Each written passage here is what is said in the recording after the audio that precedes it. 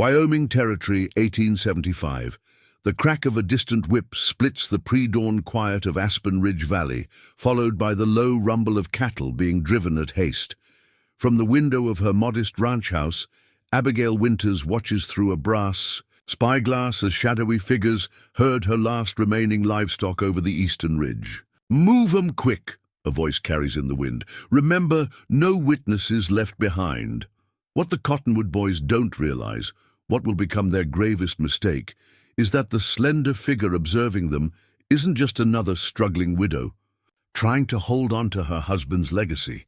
Before we jump back in, tell us where you're tuning in from, and if this story touches you, make sure you're subscribed, because tomorrow I've saved something extra special for you. For 12 years, Abigail Winters had served as one of the most skilled scouts in the Union Cavalry, known among military circles as Eagle Eye, a woman who could hit a playing card at 300 yards and track enemies through the most unforgiving terrain. The gang thought they'd found an easy target, a remote cattle ranch, run by a woman alone. They were about to discover they'd just stolen from the most lethal sharpshooter west of the Mississippi. The first rays of sunlight crested the Laramie Mountains as Abigail Winters lowered her spyglass, her face as impassive as stone, despite the fury building inside her. At 42, her chestnut hair was threaded with silver, pulled back in a practical knot at the nape of her neck. Time had etched fine lines at the corners of her grey-green eyes, but it had done nothing to diminish the extraordinary clarity of her vision or the steadiness of her hands.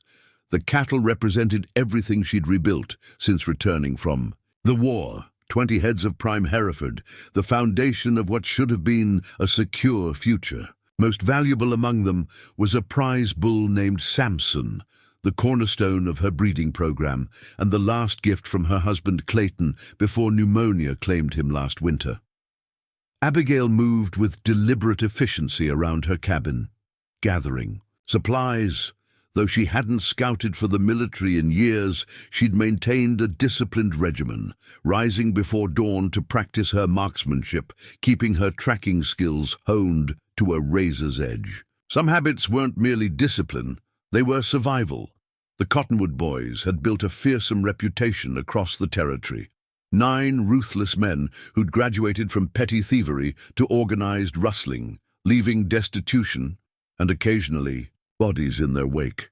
They were calculating, ruthless, and increasingly bold. But they had made one critical error in their assessment.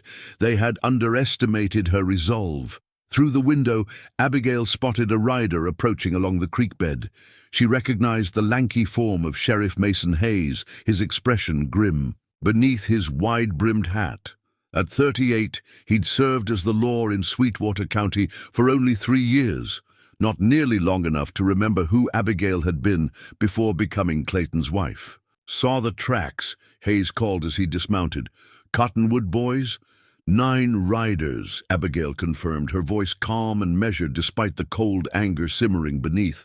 "Took my entire herd, including Samson." Hayes removed his hat, revealing receding brown hair. "Mrs. Winters, I'm sorry, but these men, they're not just cattle rustlers. 2 ranchers who tried to stop them near Cheyenne ended up dead last month. These aren't men to trifle with." "I'm aware of their reputation, Sheriff." Abigail's eyes had taken on a focused intensity that might have given Hayes pause had he known her better. "But I suspect they aren't aware of mine." Hayes shifted uncomfortably. "I've sent word to the county offices, but with the spring floods washing out the bridges south of here, by the time help arrives, my cattle will be sold and scattered across 3 territories." Abigail interrupted, checking the action on her Winchester rifle with practiced precision. The weapon was not the standard model. It had been modified by a gunsmith in St. Louis to her exact specifications, with a custom trigger pull and specialized sights. Hayes watched her handle the weapon with unexpected familiarity. "Mrs. Winters, you seem mighty comfortable with that rifle." A ghost of a smile touched Abigail's lips. "My father believed daughters should know how to protect themselves as well as sons." She didn't elaborate further. From a cedar chest at the foot of her bed, Abigail retrieved a worn leather case. Inside lay a second weapon, a Sharps .52 caliber breech-loading rifle with brass fittings and a telescope mount. Hayes' eyes widened at the sight of the precision instrument. "That's a military scout's weapon." "It was my husband's," Abigail answered smoothly. The lie came easily. Practiced over years, Clayton had never fired the weapon. It had been hers since President Lincoln had personally presented it to her after Gettysburg. "Mrs. Winters, I cannot in good conscience allow you to pursue these men alone. The Cottonwood boys aren't just rustlers. They're killers who won't hesitate to add another notch to their guns." Abigail secured ammunition in her saddlebags, her movements efficient. "I'm not asking for permission, Sheriff. Those cattle represent my livelihood, my future. I'm simply notifying you of my intentions as a courtesy. At least let me organize a posse. A posse makes noise, Sheriff. Follow obvious trails." Abigail pulled on a worn buckskin jacket that had seen far more miles than Hayes could guess. "I'll move faster alone." Hayes studied her with growing confusion. There was something in her posture, her confidence, that didn't align with the quiet widow he thought he knew. "They've got nearly half a day's head start," he protested, "and they're driving stolen cattle through an unfamiliar country," Abigail countered. "Cattle that know my whistle and will balk at crossing certain types of terrain." She secured her weapons and mounted her horse, a sturdy Palomino gelding named Ranger. The morning sun illuminated the determination in her face as she settled into the saddle with a natural grace that spoke of thousands of miles ridden. "Give me 3 days," she told Hayes. "If I haven't returned by then, send whatever help you can muster, but it won't be necessary." "These men, Mrs. Winters," Hayes said quietly, "they've killed for less than 20 head of cattle." "No, Sheriff." Her voice carried the certainty of steel. "They're thieves who haven't yet understood the gravity of their mistake." As Abigail rode toward the eastern ridge, following signs only a trained scout would notice, Hayes watched with growing unease. There was something in her manner, a purposeful calm that seemed at odds with the desperate widow she was supposed to be. The Cottonwood boys thought they'd stolen cattle from a defenseless woman. Instead, they'd prompted the return of a legend the Wyoming Territory had never known existed in their midst. Eagle Eye was on the hunt, and this time it wasn't about military reconnaissance or Union victories. This was about justice, and in Wyoming Territory, justice sometimes came in unexpected forms, especially when it moved with the silence of falling snow and struck with the accuracy of a seasoned military scout. The Cottonwood boys were about to learn why Confederate lookouts had feared the dusk hours most of all. Because when Abigail Winters sighted a target through her Sharps rifle, the first indication of her presence was invariably the last sound her enemies ever heard. Now, as she guided her horse along the rocky ridgeline, Abigail felt the familiar focus settling over her mind. The calculating precision that had made her invaluable to the Union forces was still there, sharp as ever. The gang had a head start, but they were driving reluctant cattle through a country they barely knew. She'd been born in these mountains, had learned their secrets from her Cherokee grandmother, who taught her to read the land as clearly as others read books. Every disturbed stone, every broken branch, every subtle change in the pattern of bird calls, they all conveyed information to those trained to interpret them. The Cottonwood boys were about to discover they hadn't just stolen cattle. They'd stolen the only thing anchoring Abigail Winters to her quiet existence, and in doing so, they'd unleashed something they couldn't possibly understand. A hunter with the patience of stone and the accuracy of divine judgment. The hunt had begun. The midday sun beat down on Abigail as she paused at a shallow creek crossing. Her trained eye caught what others would miss, the distinctive pattern of cattle being driven too quickly through water, the deeper impressions where riders had lingered to let the herd drink. The Cottonwood boys were pushing hard, but not with the expertise of seasoned drovers. She dismounted, kneeling to examine tracks in the soft mud. 9 horses, just as she'd counted from her window, but the hoof patterns revealed something interesting. 2 sets showed the uneven wear of expensive Eastern boots, not the practical gear of common rustlers. Another set indicated a horse carrying significantly more weight than the others, possibly supplies for a longer journey than local hideouts would require. "They're not just running with the cattle," she murmured to Ranger as she remounted. "They're moving everything east." For most of her scouting career, Abigail had served under Colonel James Harrington, a brilliant tactician who taught her to look beyond the obvious. "The enemy's movements tell stories, Winter," he'd say. "Your job isn't just to see them, but to read what they're planning before they execute it." The tracks led east toward Devil's Backbone, a treacherous ridge of sharp stone formations that local ranchers avoided when driving cattle. It was a peculiar choice that suggested unfamiliarity with the territory, or perhaps a deliberate attempt to lose pursuit in difficult terrain. By mid-afternoon, Abigail spotted the first sign of the Cottonwood boys' sloppiness, a distinctive blue kerchief caught on a thorn bush, likely torn from a rider's neck as they pushed through the dense undergrowth. She recognized the pattern, identical to those worn by men she'd observed outside the saloon in Sweetwater 2 weeks prior, strangers who'd claimed to be horse traders. They'd been scouting her ranch, studying her patterns, waiting for the perfect moment to strike when she'd been least able to respond. The realization settled like ice in her stomach. This hadn't been a random theft of opportunity. The Cottonwood boys had specifically targeted her operation, perhaps believing a widow alone would be an easy mark. As the shadows lengthened, Abigail approached a fork in the trail. To the north lay an easier passage, but through open country. To the east, the terrain became increasingly rough, climbing toward Devil's Backbone. Fresh tracks led east, confirming her suspicions. They were sacrificing speed for concealment. From her saddlebag, Abigail withdrew a battered leather journal.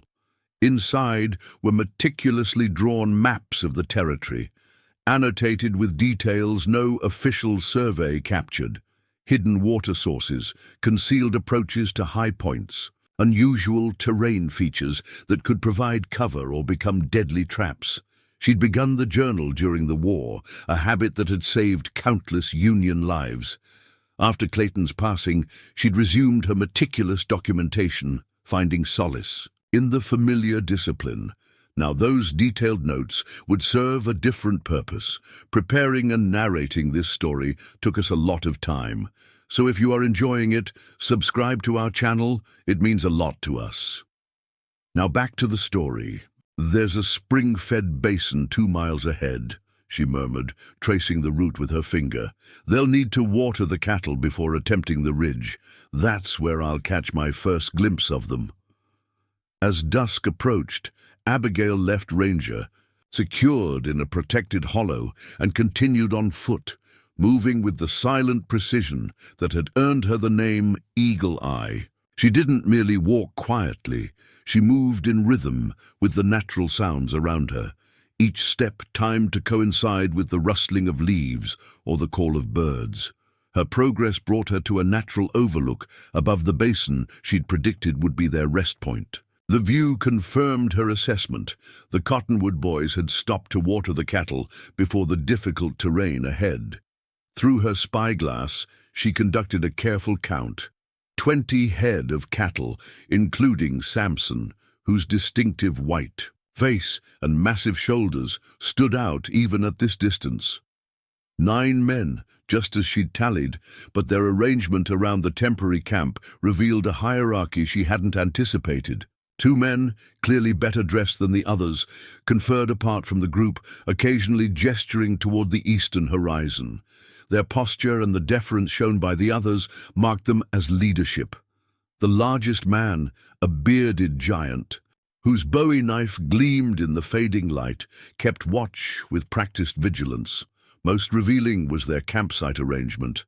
Not the circular defensive formation common to experienced outlaws, but a linear setup more typical of military operations. Fires positioned for minimum visibility, horses arranged for quick departure, supplies distributed among multiple packs to ensure no critical resources would be lost if they needed to split up. Not just rustlers, Abigail whispered. These men have military experience.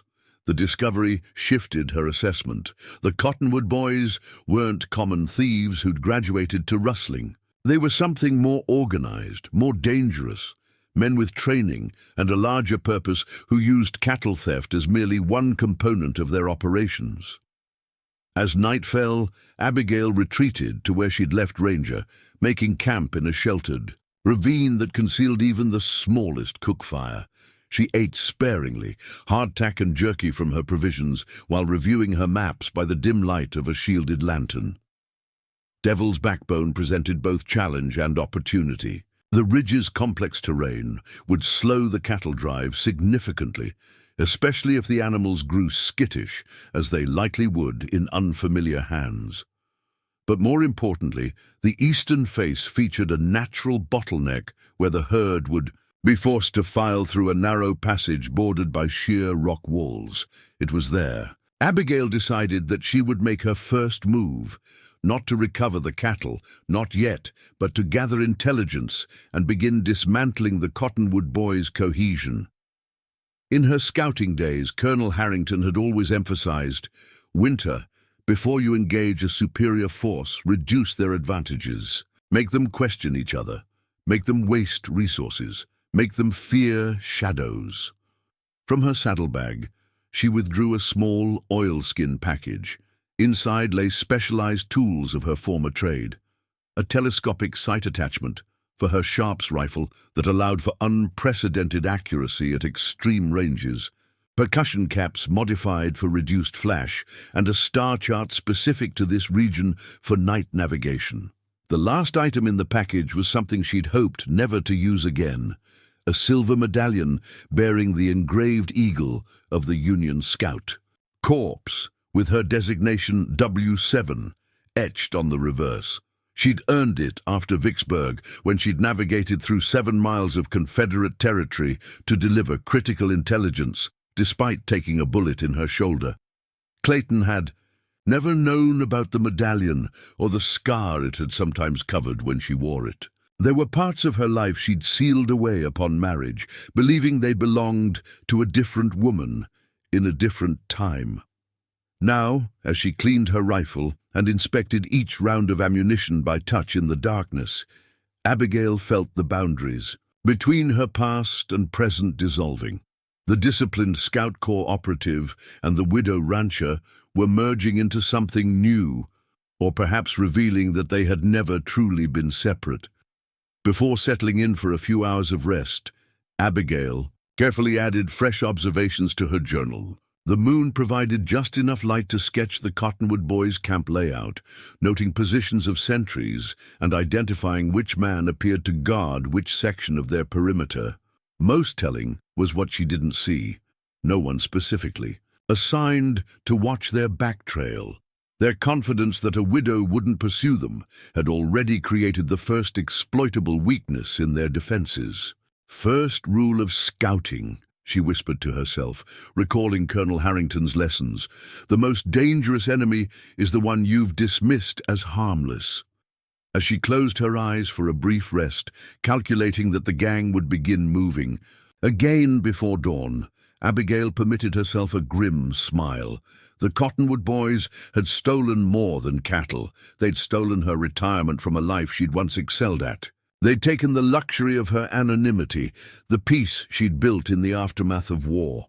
Tomorrow, they would begin to understand exactly who they had provoked and what it meant to be in the sights of Eagle Eye. Before the first hint of dawn touched the eastern sky, Abigail was already on the move. She'd timed her approach carefully, knowing the Cottonwood boys would break camp early to navigate Devil's Backbone in daylight. Their destination was becoming clearer, the abandoned Blackwell silver mine 20 miles east, a perfect hiding. In place with multiple exits and defensible positions, The rising sun found her positioned on a rocky outcrop half a mile from the narrow passage she'd identified. Through her spyglass, she watched as the gang struggled to drive the cattle through increasingly difficult terrain. Their lack of experience with livestock was evident in how they positioned themselves, too close together, creating confusion among the herd. "Poor handling," she murmured, noting how Samson repeatedly challenged the bearded giant who seemed tasked with managing him. The bull knew these men weren't his rightful handlers. From her elevated position, Abigail could finally distinguish the gang members clearly. The two better-dressed men she'd observed the previous evening appeared to be brothers, similar in height and bearing, though one wore a distinctive red vest and carried himself with the authoritative demeanor of someone accustomed to command. The Blackwell brothers, she realized, recalling wanted posters she'd seen in Sweetwater. Franklin and Joseph Blackwell, former Confederate officers turned outlaws after the war, with connections stretching from Missouri to Colorado. Their presence transformed her understanding of what she faced. These weren't mere cattle rustlers, but organized criminals with political connections and a network of informants. The gang's approach to the bottleneck offered Abigail her first opportunity. She wouldn't engage them directly, not yet, but she could begin the psychological warfare that had made her so effective during the conflict. Colonel Harrington had taught her that breaking an enemy's confidence often accomplished more than direct confrontation. She moved to a new position, carefully calculating distance and wind. From her saddlebag, she retrieved a small leather pouch containing specialized ammunition, rounds she'd modified herself with precisely measured powder charges for consistent performance at extreme ranges, loading her Sharps rifle with practiced efficiency. Abigail adjusted her telescopic sight and took careful aim at a rock formation approximately 20 feet above the trail where the gang would soon pass. She controlled her breathing, feeling her heartbeat slow as she entered the state of absolute focus, familiar from hundreds of similar moments during the war. The crack of her rifle shattered the morning stillness. A second later, the rock above. The trail exploded into fragments, showering the path with debris. The cattle reacted immediately, bellowing in panic and bunching together. The Cottonwood boys scrambled for cover, weapons drawn, scanning frantically for the source of the shot. Abigail was already moving to her third pre-selected position, leaving no trace of her presence. From this new vantage point, she watched the gang's reaction through her spyglass. Their formation had dissolved into chaos, exactly as she'd intended. The man in the red vest, Franklin Blackwell, she presumed, shouted orders, trying to reorganize his men, while sending two riders to scout the ridgeline where the shot had originated. It was a predictable response, and one she'd counted on. Those scouts would find nothing but undisturbed terrain, carefully prepared to mask her actual position. For the next hour, Abigail observed as the gang struggled to regain control of the panicked cattle while maintaining vigilance against an unseen threat. Their progress slowed dramatically as they approached the bottleneck with newfound caution. Just as they reached the narrowest section of the passage, Abigail implemented the second phase of her plan. From her saddlebag, she produced a small tin whistle with a distinctive tone, one she'd used to train her cattle, particularly Samson. The sound carried clearly through the morning air. Below, Samson's massive head rose in recognition. A second whistle pattern, and the bull's behavior shifted noticeably. He began pushing against the other cattle, creating new confusion among the herd. Through her spyglass, Abigail watched the bearded giant struggle to control Samson, his frustration evident as the bull deliberately disrupted their orderly procession. Franklin Blackwell rode back through the line, gesturing angrily at his men to maintain control. It was then that Abigail took her third action, a carefully aimed shot that struck a rock formation directly between two gang members, spraying fragments without risking harm to her cattle. The men dove for cover, cursing loudly enough for the sound to carry to her position. "Who the hell is out there?" one shouted, his voice betraying genuine fear. Franklin Blackwell's response was too low to hear clearly, but his gestures suggested he was reorganizing his men into a defensive formation. Two were detailed to prioritize moving the cattle, while the others established a protective perimeter. Their reaction confirmed Abigail's assessment. These men had military training. Their response wasn't the blind panic of common thieves, but the disciplined reaction of soldiers under fire. It made them more dangerous, but also more predictable to someone with her background. By midday, the Cottonwood boys had managed to navigate the bottleneck, but at significant cost to their timeline and confidence. Through careful observation, Abigail had identified the hierarchical structure of their operation. Franklin Blackwell clearly led, with his brother Joseph serving as second in command. The bearded giant appeared to be their enforcer, while two younger men seemed to function as scouts, riding ahead to check the trail. Most interestingly, one man remained slightly apart from the others, a lean, hawk-faced individual who carried a surveyor's case alongside his weapons. He consulted frequently with Franklin, often pointing to specific topographical features or making notations in what appeared to be a ledger. "Not just rustling cattle," Abigail murmured to herself as she relocated to maintain her surveillance. "They're mapping the territory." This discovery suggested something far more significant than simple theft. The Blackwell brothers weren't just stealing livestock. They were conducting reconnaissance, perhaps identifying routes and resources for larger operations. Her cattle drive had become incidental to a more strategic mission. As the gang made camp that evening, choosing a defensive position that demonstrated their increased caution, Abigail used the cover of dusk to close the distance. She left Ranger, secured in a protected ravine, and proceeded on foot, moving with the silent efficiency that had made her legendary among Union forces. Her approach brought her within earshot of the Blackwell brothers as they conferred apart from their men. Their conversation, carried on the evening breeze, confirmed her suspicions. "This delay jeopardizes everything," Joseph said, his voice tense. "We're supposed to meet Patterson's men at the rendezvous point tomorrow night." "I'm aware of our schedule," Franklin replied coldly, "but we need to identify who's tracking us. 2 shots, both at extreme range. That's not some random rancher or local lawman." "Could be a marshal," Joseph suggested. Franklin shook his head. "No official communication about marshals in this area. Our sources would have warned us." Then, "Who?" "I don't know," Franklin admitted, revealing the first crack in his confident facade. "But whoever it is knows these mountains and can shoot like a damn sharpshooter. Post double guards tonight." Their conversation shifted to logistics. Water. Sources. Potential defensive positions, alternative routes to their rendezvous. Abigail committed each detail to memory, building a more complete picture of their operation. The mention of Patterson provided another crucial piece of information.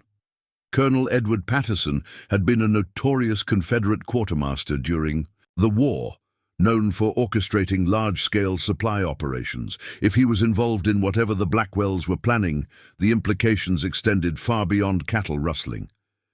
As full darkness descended, Abigail withdrew to her camp, using the stars to navigate with practiced ease. She updated her journal with fresh observations, mapping the gang's progress and noting details about each member, habits, weapons, positions within their hierarchy. Tomorrow would bring the next phase of her plan, not just tracking and observation, but active disruption. The Cottonwood boys had revealed valuable information about their larger mission. Now she would ensure they never completed it. And perhaps most importantly, she would reclaim what was hers, starting with Samson. Dawn's first light found Abigail already in position on a ridge overlooking the Cottonwood boys' camp. Their increased vigilance was evident. 4 men had remained on watch through the night, rotating positions with military precision. Their Campsite had been arranged defensively, with clear fields of fire in all directions, but they had made a critical oversight. In focusing on traditional approaches, they'd neglected to secure the steep western cliff face they'd deemed impassable. For most pursuers, it would have been a nearly vertical ascent of loose shale and jagged outcroppings. For someone with Abigail's specialized training, however, it had offered the perfect infiltration route. Through her spyglass, she studied the surveyor, a man she now suspected was significantly more than he appeared. His case, occasionally left unattended, had caught her attention the previous day. Now, as he consulted with Franklin Blackwell over what appeared to be maps, her suspicions deepened. The movement of the cattle confirmed they were preparing to depart soon. Abigail had spent the pre-dawn hours laying groundwork for the next phase of her strategy, not just harassing them, but actively separating them from her livestock. She returned to where she'd left Ranger, retrieving several small cloth pouches from her saddlebags. During the war, she'd developed these specialized tools for disrupting enemy movements, mixtures of cayenne pepper, powdered sulfur, and other irritants that, when strategically placed, could divert cattle or horses in predictable directions. She'd positioned these along the route the gang would likely take, set to be activated by the pressure of passing hooves. The Cottonwood boys broke camp efficiently, their heightened wariness evident in how they sent scouts ahead rather than proceeding. As a single unit, Abigail tracked their progress from elevated positions, noting how Franklin Blackwell now rode in the center of the formation rather than at its head, a defensive adaptation suggesting he perceived himself as a primary target. By mid-morning, the gang approached the first of Abigail's preparations, a seemingly innocuous stretch of trail that concealed 3 of her specially prepared pouches. She watched through her spyglass as the lead riders passed safely, followed by the first. Few cattle. Then Samson, always more perceptive than the others, hesitated just before reaching the hidden triggers. The bearded giant driving the cattle cursed and struck the bull with a whip. Samson lurched forward, his heavy hooves crushing the concealed pouches. The effect was immediate. A cloud of irritating powder erupted in the narrow pass, causing the cattle to bellow in panic and scatter. The horses of the nearest riders reared in alarm, nearly unseating their riders. Chaos erupted precisely as Abigail had planned. The cattle, driven by instinct to escape the irritant, broke formation and charged in multiple directions. Several, including Samson, veered toward a small box canyon Abigail had identified, one with a narrow entrance she could easily secure once they entered. Through her spyglass, she watched the Cottonwood boys struggle to regain control of the situation. Franklin Blackwell shouted orders, sending riders after the scattering cattle, while maintaining a defensive core around the surveyor and the remaining herd. Abigail mounted Ranger and circled wide, using her knowledge of the terrain to intercept the cattle heading toward the box canyon. A series of practiced whistles guided them forward, particularly Samson, who responded to her signals despite his agitation. Within 20 minutes, she had successfully separated 7 head, including her prized bull, from the main herd and guided them into the canyon. A strategically placed fallen tree, which she'd prepared during the night, was quickly positioned to block the narrow entrance. From a concealed position, Abigail watched as 2 of the Cottonwood boys tracked the missing cattle to the canyon entrance. Finding it blockaded, they conferred briefly before one rode back, presumably to report to Blackwell. The remaining outlaw began working to clear the obstacle. It was then that Abigail implemented the next element of her strategy. From her elevated position, she used her sharps rifle to place a shot that splintered wood mere inches from the outlaw's hand. The man dove for cover, abandoning his effort to clear the passage. "Next one won't miss," she called out, her voice echoing off the canyon walls in a way that made it impossible to pinpoint its source. The outlaw, a young man with a patchy beard and nervous eyes, pressed himself against the rock face. "Who are you?" he shouted. "The owner of those cattle you stole," Abigail replied, deliberately keeping her voice even and authoritative. "Tell Blackwell I've reclaimed part of what's mine. The rest will follow." "You're making a mistake," the young man called back, his voice cracking. "You don't know who you're dealing with." "I know exactly who I'm dealing with, Private Miller," Abigail responded, using the military title deliberately. She'd recognized him from his posture and movements. A foot soldier, not an officer despite his current outlaw status. Former 8th Virginia Infantry, if I'm not mistaken, deserter in '64. Her accurate identification had the intended effect. The young man's face drained of color. "How could you possibly—" "Tell Blackwell I know more than just his name and reputation," Abigail continued. "Tell him I know about Patterson and whatever you're planning at the rendezvous. Tell him Eagle Eye sends her regards." The deliberate use of her wartime designation was calculated to create maximum psychological impact. Any former Confederate officer would recognize the name that had struck fear into their reconnaissance units. The Union scout with supernatural accuracy who could pick off sentries without alerting their companions. The young outlaw scrambled to his feet and mounted his horse, spurring it to a gallop without a backward glance. Abigail watched him go, knowing his report would generate precisely the reaction she desired: confusion, apprehension, and distraction among the Cottonwood Boys' leadership. With her immediate position secure, Abigail turned her attention to the recovered cattle. They were agitated but unharmed, Samson already beginning to calm as he recognized her presence. She guided them deeper into the box canyon, where a small spring provided water and adequate grazing. This secure location would serve as her temporary base while she continued her operation against the Blackwells. 7 heads recovered, 13 still to reclaim, but more importantly, she now needed to understand the full scope of what the gang was planning with this Patterson. By mid-afternoon, Abigail had established a defensive position at the canyon entrance and tended to the recovered cattle. Through periodic reconnaissance, she tracked the Cottonwood Boys' response to her intervention. As expected, Franklin Blackwell had pulled his men into a tighter formation, abandoning their previous spread-out approach. They'd also altered their route, avoiding the more confined trails where they'd be vulnerable to ambush. Most tellingly, the surveyor now rode in the center of their formation, his case secured behind Franklin's saddle, indicating its critical importance to their mission. Through her spyglass, Abigail observed a heated exchange between the Blackwell brothers. Joseph appeared to advocate abandoning the remaining cattle to expedite their journey to the rendezvous point, while Franklin insisted on maintaining their original plan. Their disagreement revealed the first significant cracks in the gang's unity, exactly what Abigail had intended to create. As evening approached, she made a critical discovery. Using her spyglass to observe the gang's new campsite, she noticed the surveyor meeting privately with Franklin Blackwell, examining what appeared to be technical documents.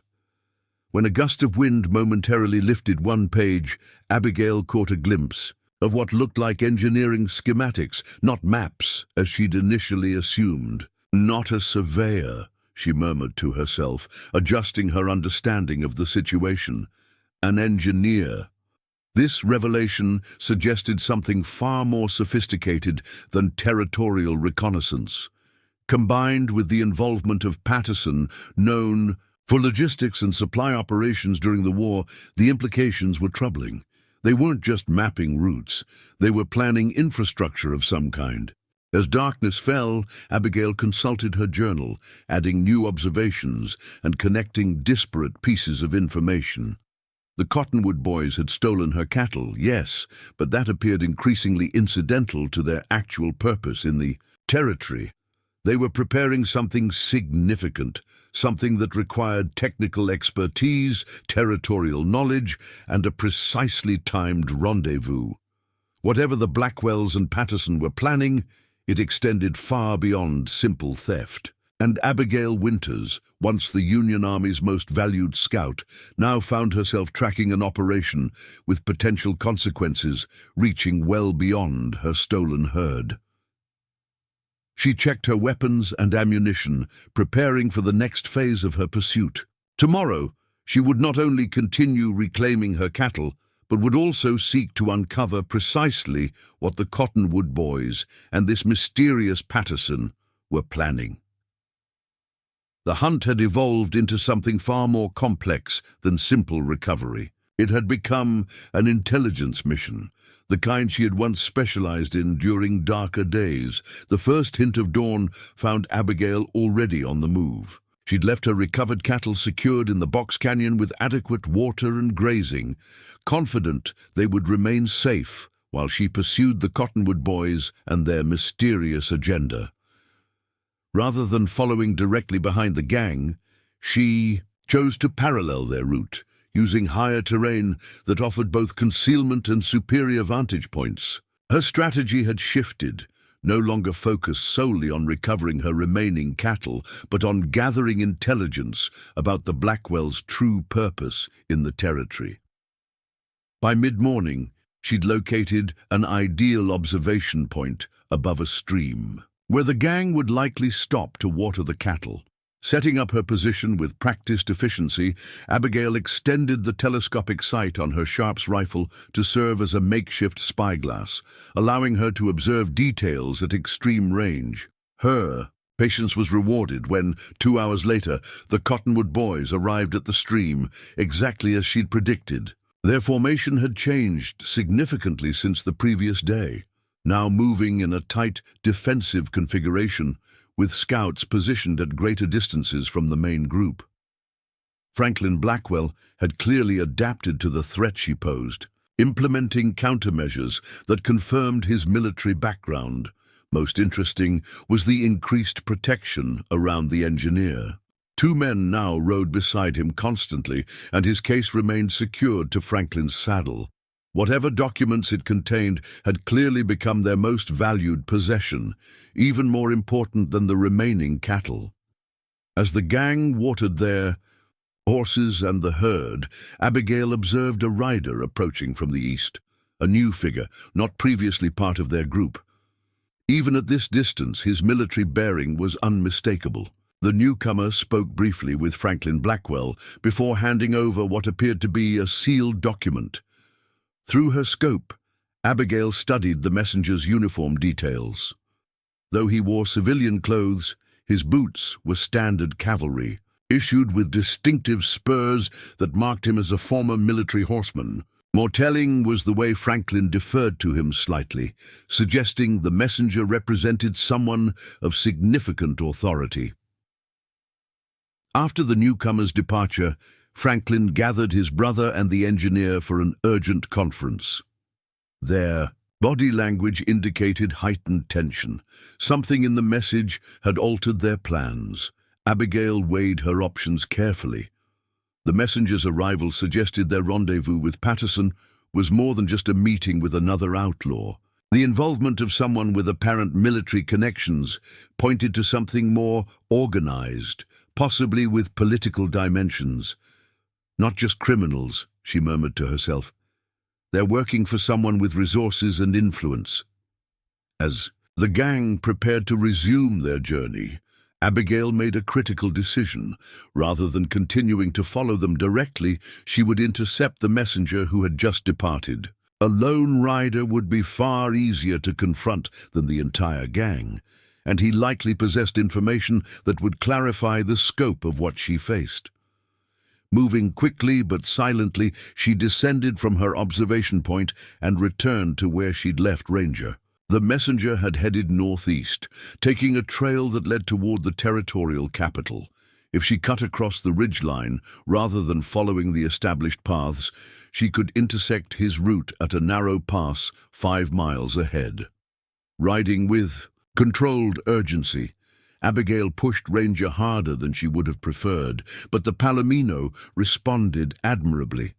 Her intimate knowledge of the terrain allowed her to anticipate shortcuts and avoid obstacles that would slow a less experienced rider. By early afternoon, she'd reached the pass where the messenger's path would inevitably lead.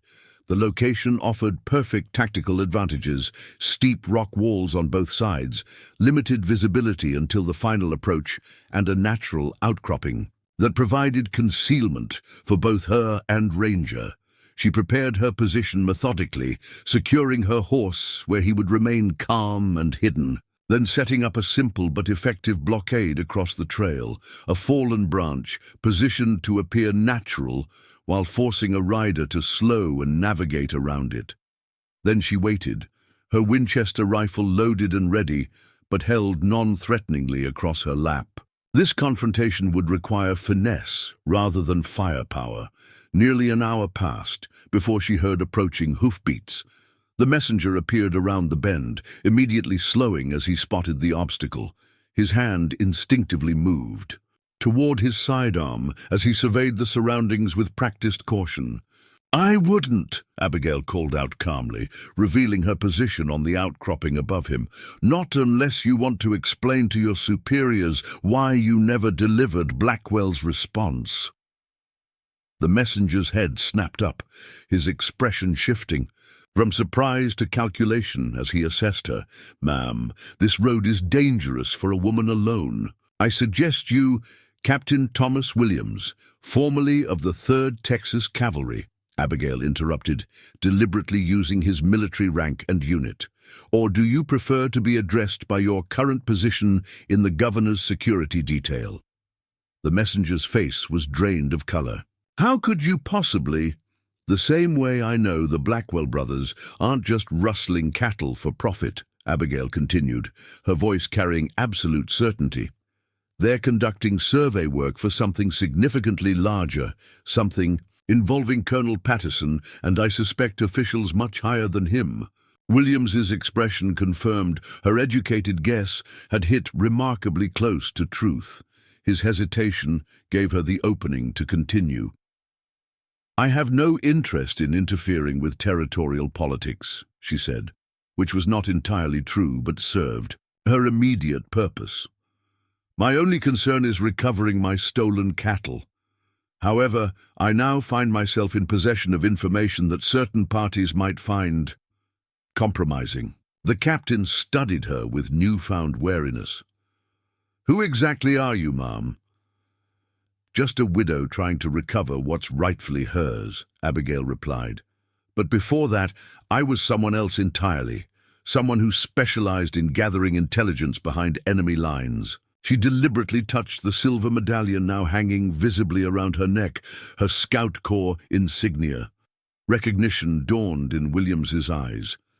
"Your Eagle Eye," he said, his voice barely above a whisper. "The Union scout who provided the intelligence that prevented 3 Confederate supply trains from reaching Vicksburg," she finished for him. "Yes, now I'm simply Abigail Winter's cattle rancher, and I want my herd back." Williams shifted uncomfortably in his saddle. "Ma'am, you're involving yourself in matters far beyond stolen livestock." "I'm aware. The question is, what will your superiors think when they learn their operation has been compromised because the Blackwells decided to steal cattle from a former Union intelligence operative? One who now has detailed knowledge of routes, timetables, and presumably the location of your rendezvous with Patterson." The implied threat hung in the air between them. Williams considered his options, clearly recognizing the precarious position he found himself in. "What exactly do you want?" he finally asked. "Information," Abigail replied simply.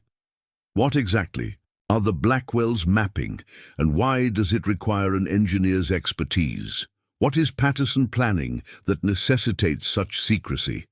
And most importantly, how does this connect to the territorial governor's office?" Williams remained silent, weighing his response. Abigail could almost see him calculating the risks of speaking versus remaining silent. "You should understand," she added quietly, that I've already documented everything I've observed.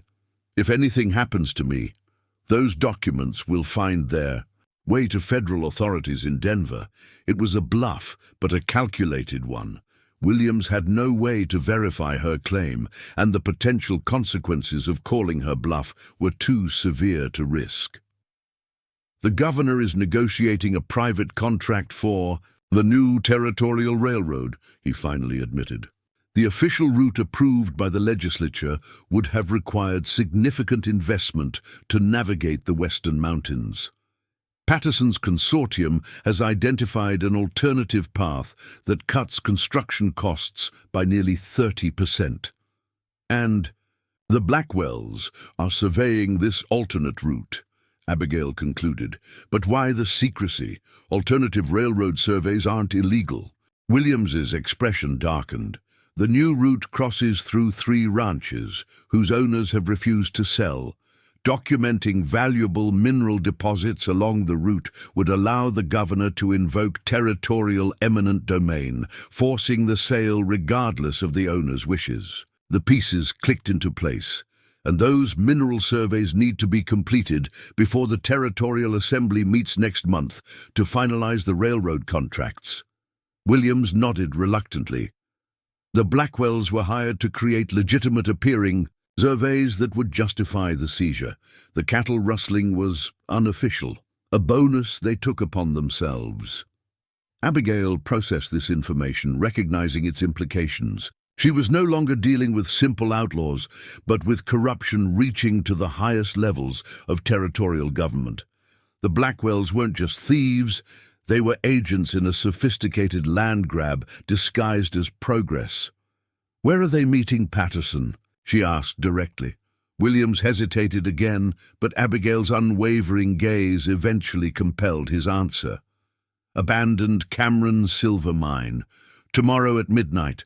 Patterson is bringing the legal documents that will accompany the surveys. Everything needed to force the land acquisitions through the territorial courts."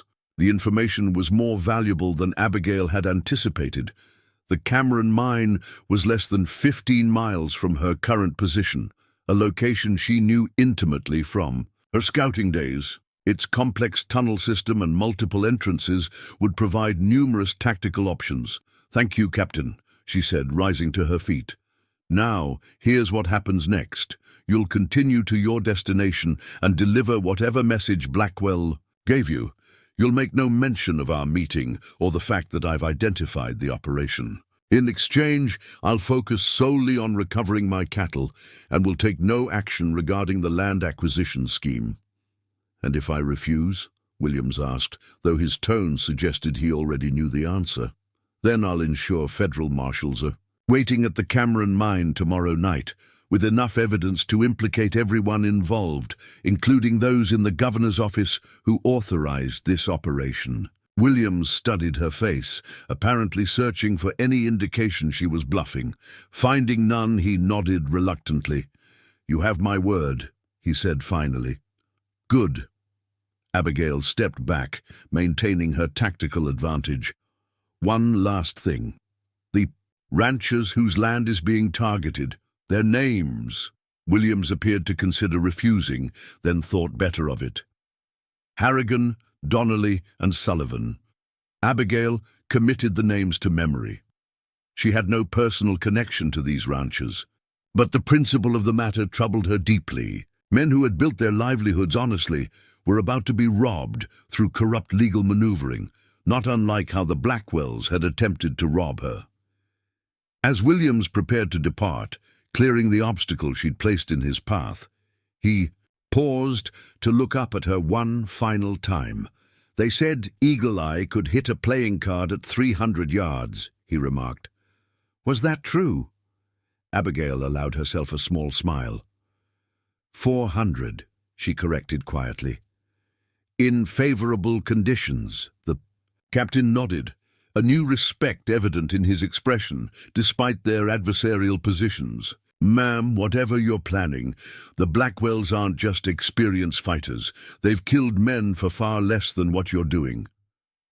"I appreciate your concern, Captain," Abigail replied, but they've never encountered someone like me.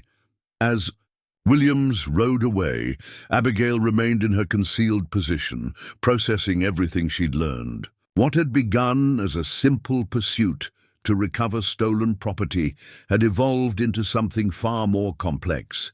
A conspiracy reaching into the highest offices of territorial government. The question now was how to proceed. Her promise to Williams had been tactical, not binding. The corruption he'd revealed couldn't be allowed to continue, but her immediate priority remained the recovery of her remaining cattle. The challenge would be accomplishing both objectives simultaneously. As she returned to Ranger and began planning her approach to the Cameron mine, Abigail realized she was no longer just fighting for her own property. She had inadvertently become an obstacle to powerful men with significant resources, men who wouldn't hesitate to eliminate anyone threatening their schemes. The stakes had just become considerably higher. Twilight cast long shadows across the valley as Abigail approached the ridge overlooking the Cameron silver mine. The abandoned operation sat nestled in a natural bowl, its weathered wooden structures gradually surrendering to the elements. What had once been a bustling enterprise, employing over 50 men, now stood silent, its wealth extracted and its purpose forgotten, the perfect location for clandestine meetings. Before making her approach, Abigail spent an hour studying the site through her spyglass, identifying changes since she'd last scouted this area during the war. The main shaft entrance remained intact, though its support timbers had darkened. With age, the assay office and company store still stood, while several smaller outbuildings had collapsed. Most importantly, she confirmed 3 separate access routes to the underground complex, information that would prove crucial in the hours ahead. No sign of the Cottonwood boys yet, but the meeting wasn't scheduled until midnight. They would likely arrive earlier to secure the location and establish defensive positions. After completing her initial reconnaissance, Abigail retreated to a sheltered ravine half a mile distant. There she made camp and prepared for what would likely be the most challenging phase of her pursuit. Taking out her journal, she sketched a detailed map of the mine complex, noting potential observation points, escape routes, and tactical vulnerabilities. From her saddlebags, she retrieved items she hadn't expected to use again, specialized equipment from her scouting days. A small tin of black grease paint for eliminating facial reflections at night, cotton strips for wrapping her rifle to prevent metal sounds, handmade leather moccasins that would allow silent movement over gravel and stone. As she made her preparations, Abigail considered her options carefully. The meeting between the Blackwells and Patterson represented both an opportunity and a danger. On one hand, it would bring all the key conspirators together in a single location, providing the chance to gather definitive evidence of their corruption. On the other, it meant facing more armed men than she had anticipated when beginning this pursuit. Her thoughts were interrupted by the distant sound of approaching riders. Moving quickly, she secured her camp and took up a concealed position, with a view of the trail leading to the mine. Through her spyglass, she identified Franklin Blackwell leading the Cottonwood boys. But something had changed. Only 7 riders accompanied him, along with her remaining 13 cattle. Split their forces, she murmured, noting the absence of Joseph Blackwell and 3 others. A sensible tactical decision, especially if they suspected they were being tracked. The missing men were likely establishing a secondary position or conducting counter-surveillance. More concerning was the change in how they handled the cattle. Rather than driving them as a cohesive herd, they'd separated them into smaller groups, each managed by individual riders. This arrangement would make recovering all 13 simultaneously far more difficult. The gang approached the mine complex, with evident caution, conducting a thorough sweep of the area before establishing their position. Franklin dispatched riders to elevated points surrounding the site, experienced men setting up a security perimeter that would make undetected approach challenging. Abigail watched as they moved her cattle into what had once been the mine's corral, now reinforced with fresh timber. Their thoroughness suggested they intended this location to serve as more than a simple meeting point. They were establishing a defensible base of operations. The engineer, whose importance to their scheme was now clear, was directed to the former assay office with his case of documents. 2 armed men remained with him constantly, confirming the critical nature of whatever surveys and maps he'd prepared. As darkness descended, Abigail observed Franklin Blackwell conducting a final security check, his movements betraying a military precision that confirmed her assessment of his background. He was no common outlaw, but a trained officer applying battlefield tactics to criminal enterprise. Once full darkness enveloped the valley, Abigail returned to her camp and completed her preparations. She changed into darker clothing, applied the grease paint to her face and hands, and wrapped her rifle to eliminate any telltale reflections or sounds. Finally, she switched from her boots to the soft-soled moccasins that had once allowed her to move undetected through Confederate encampments. Her plan was methodical. First, she would infiltrate the mine complex to gather intelligence about the full scope of the conspiracy. Then, she would locate and isolate her cattle for eventual recovery. Only after accomplishing these objectives would she consider any direct confrontation with the Blackwells or Patterson. Leaving Ranger secured at her camp, Abigail began her approach, using natural terrain features to mask her movement. Rather than taking the obvious trails, she descended through a series of narrow ravines that wound toward the western edge of the mine complex, the section with the least coverage from the gang's lookouts. Her progress was deliberate, each step carefully placed to avoid dislodging stones or breaking branches. This painstaking approach consumed over an hour, but eventually brought her to the edge of the complex without alerting the sentries posted. On the surrounding ridges, the abandoned miners' quarters provided her first covered position within the complex itself. From its shadow, she observed the Cottonwood Boys' camp, counting figures and noting positions. Franklin Blackwell had established his command in what had once been the supervisor's office, a structure offering clear sightlines across the central yard. Movement near the cattle corral drew her attention. 2 men were separating 5 specific animals from the others, leading them toward what appeared to be a loading ramp near the former company store. This unexpected development suggested they planned to transport some of the cattle elsewhere, perhaps as payment to other participants in their scheme. Abigail worked her way closer, using shadows and abandoned equipment as cover. When she reached the rear of the assay office, she paused, listening intently. Voices drifted through a partially open window, the engineer and one of his guards discussing their work. "The survey boundaries need to be adjusted here," the engineer was saying. "The coal seam extends further east than we initially documented."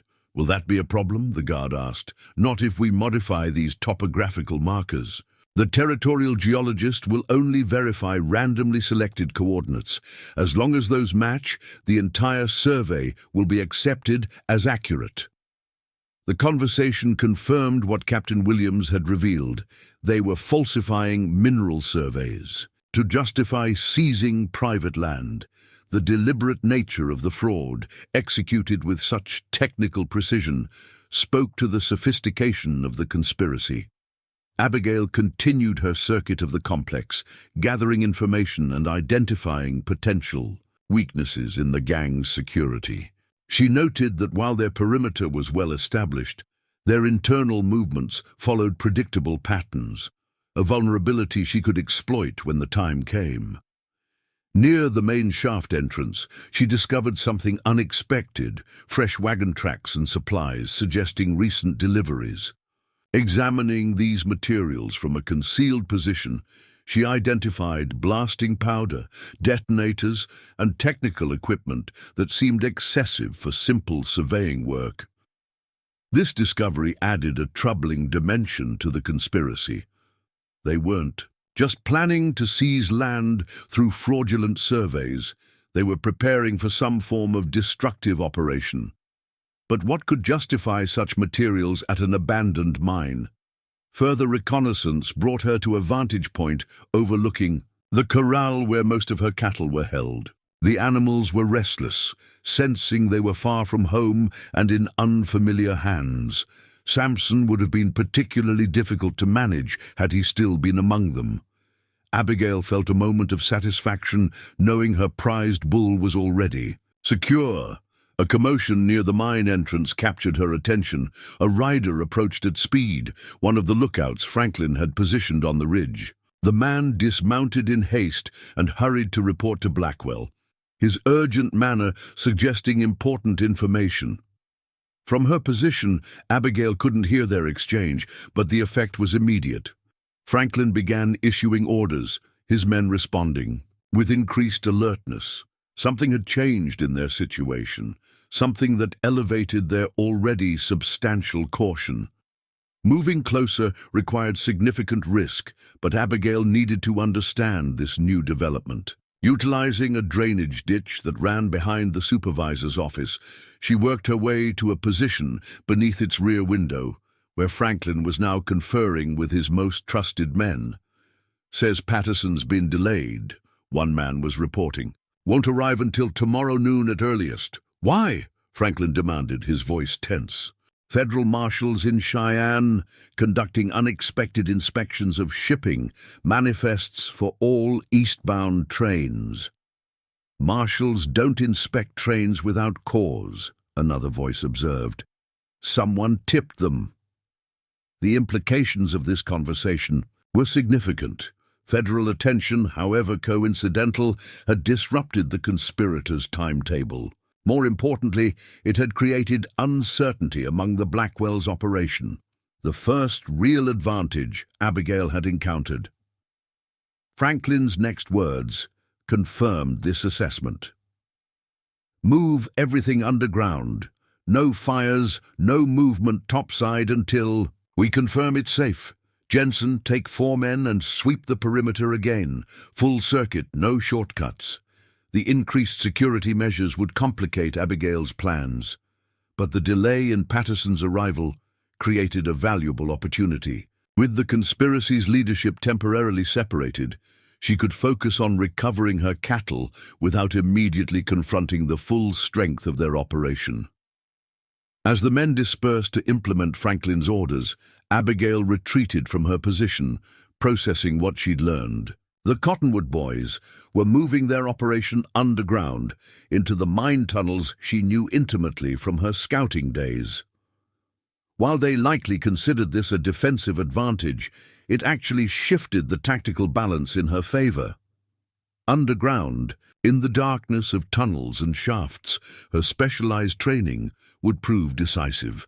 The skills that had allowed her to infiltrate Confederate positions undetected would serve her equally well in the confined spaces of the Cameron mine.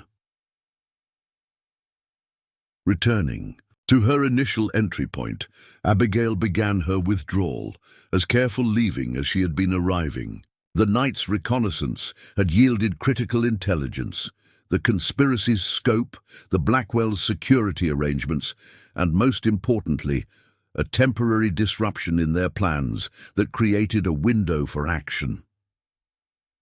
As she made her way back to her camp, Abigail's mind worked through potential approaches. The delay in Patterson's arrival meant she had until noon tomorrow to recover her cattle and potentially gather evidence of the conspiracy. After that, the arrival of additional forces would significantly complicate any further action. Her immediate priority remained clear: reclaiming what was hers. But having uncovered corruption, reaching into the highest levels of territorial government, she found herself facing a moral decision that extended beyond personal property. 3 honest ranchers were about to lose their land through fraudulent means, with consequences that would reshape the territory's development for decades. For the first time since beginning this pursuit, Abigail considered whether justice might require more than simply recovering her stolen cattle.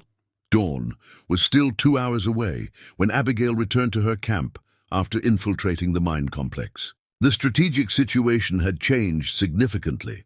The delay in Patterson's arrival and the Cottonwood boys' retreat underground altered the tactical landscape in ways she needed to process carefully.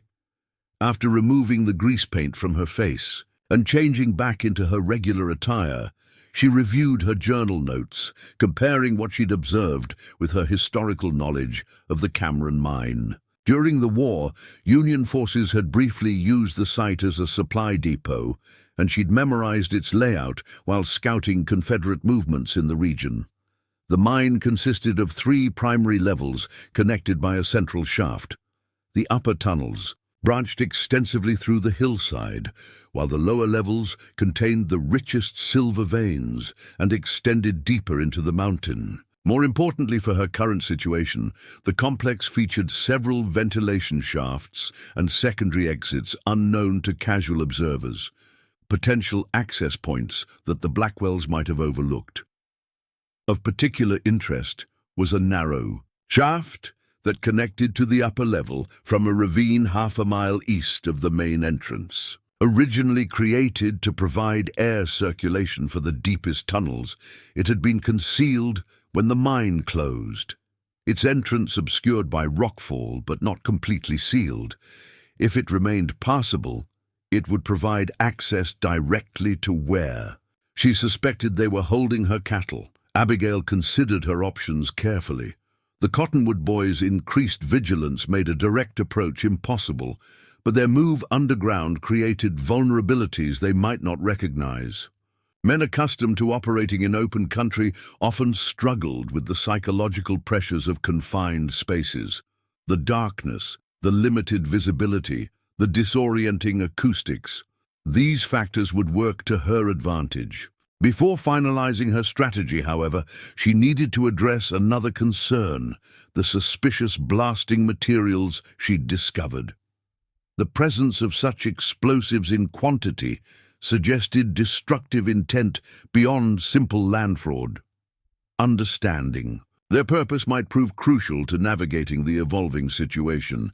Her thoughts were interrupted by a soft whinny from Ranger.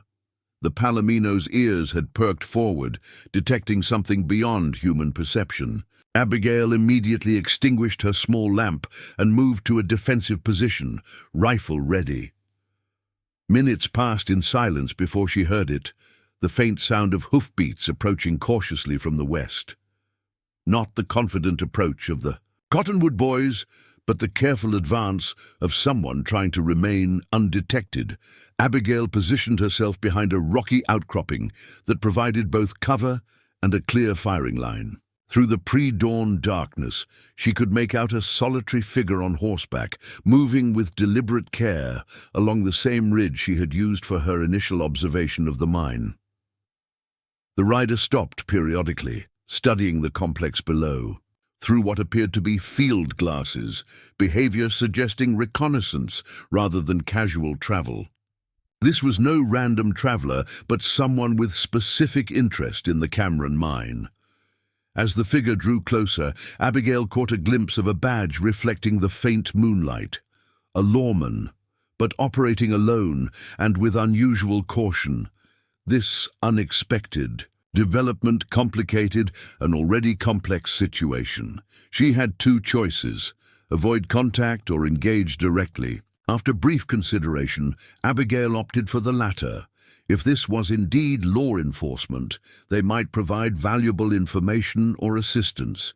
If not, better to confront the potential threat now rather than leave it unaddressed. "That's far. Enough," she called out, her rifle trained steadily on the approaching rider. "Identify yourself." The figure froze, then slowly raised both hands to shoulder height. "Federal Marshal Daniel Sullivan," came the reply, the voice measured and calm despite being caught at gunpoint. "And you would be?" "Abigail Winters," she answered, maintaining her position. "What brings a federal marshal to an abandoned mine before sunrise?" "I might ask you the same question, Mrs. Winters." The marshal remained motionless, hands visible. "Mind if I reach for my identification?"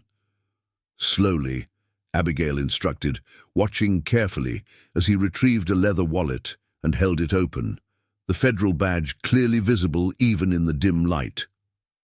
After verifying his credentials, Abigail lowered her rifle slightly but remained vigilant.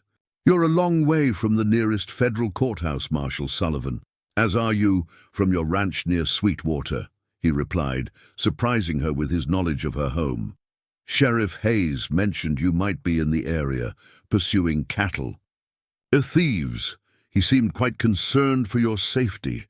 The mention of Hayes indicated the marshal was indeed who he claimed to be, but his presence here was still unexplained. "That doesn't explain why you're surveilling the Cameron mine." Sullivan studied her for a moment, apparently making his own assessment. "Mrs. Winters, I'm investigating a conspiracy involving territorial officials and fraudulent railway contracts. My sources indicate key players in this operation are meeting here." The marshal's mission aligned surprisingly with her own discoveries, but Abigail remained cautious.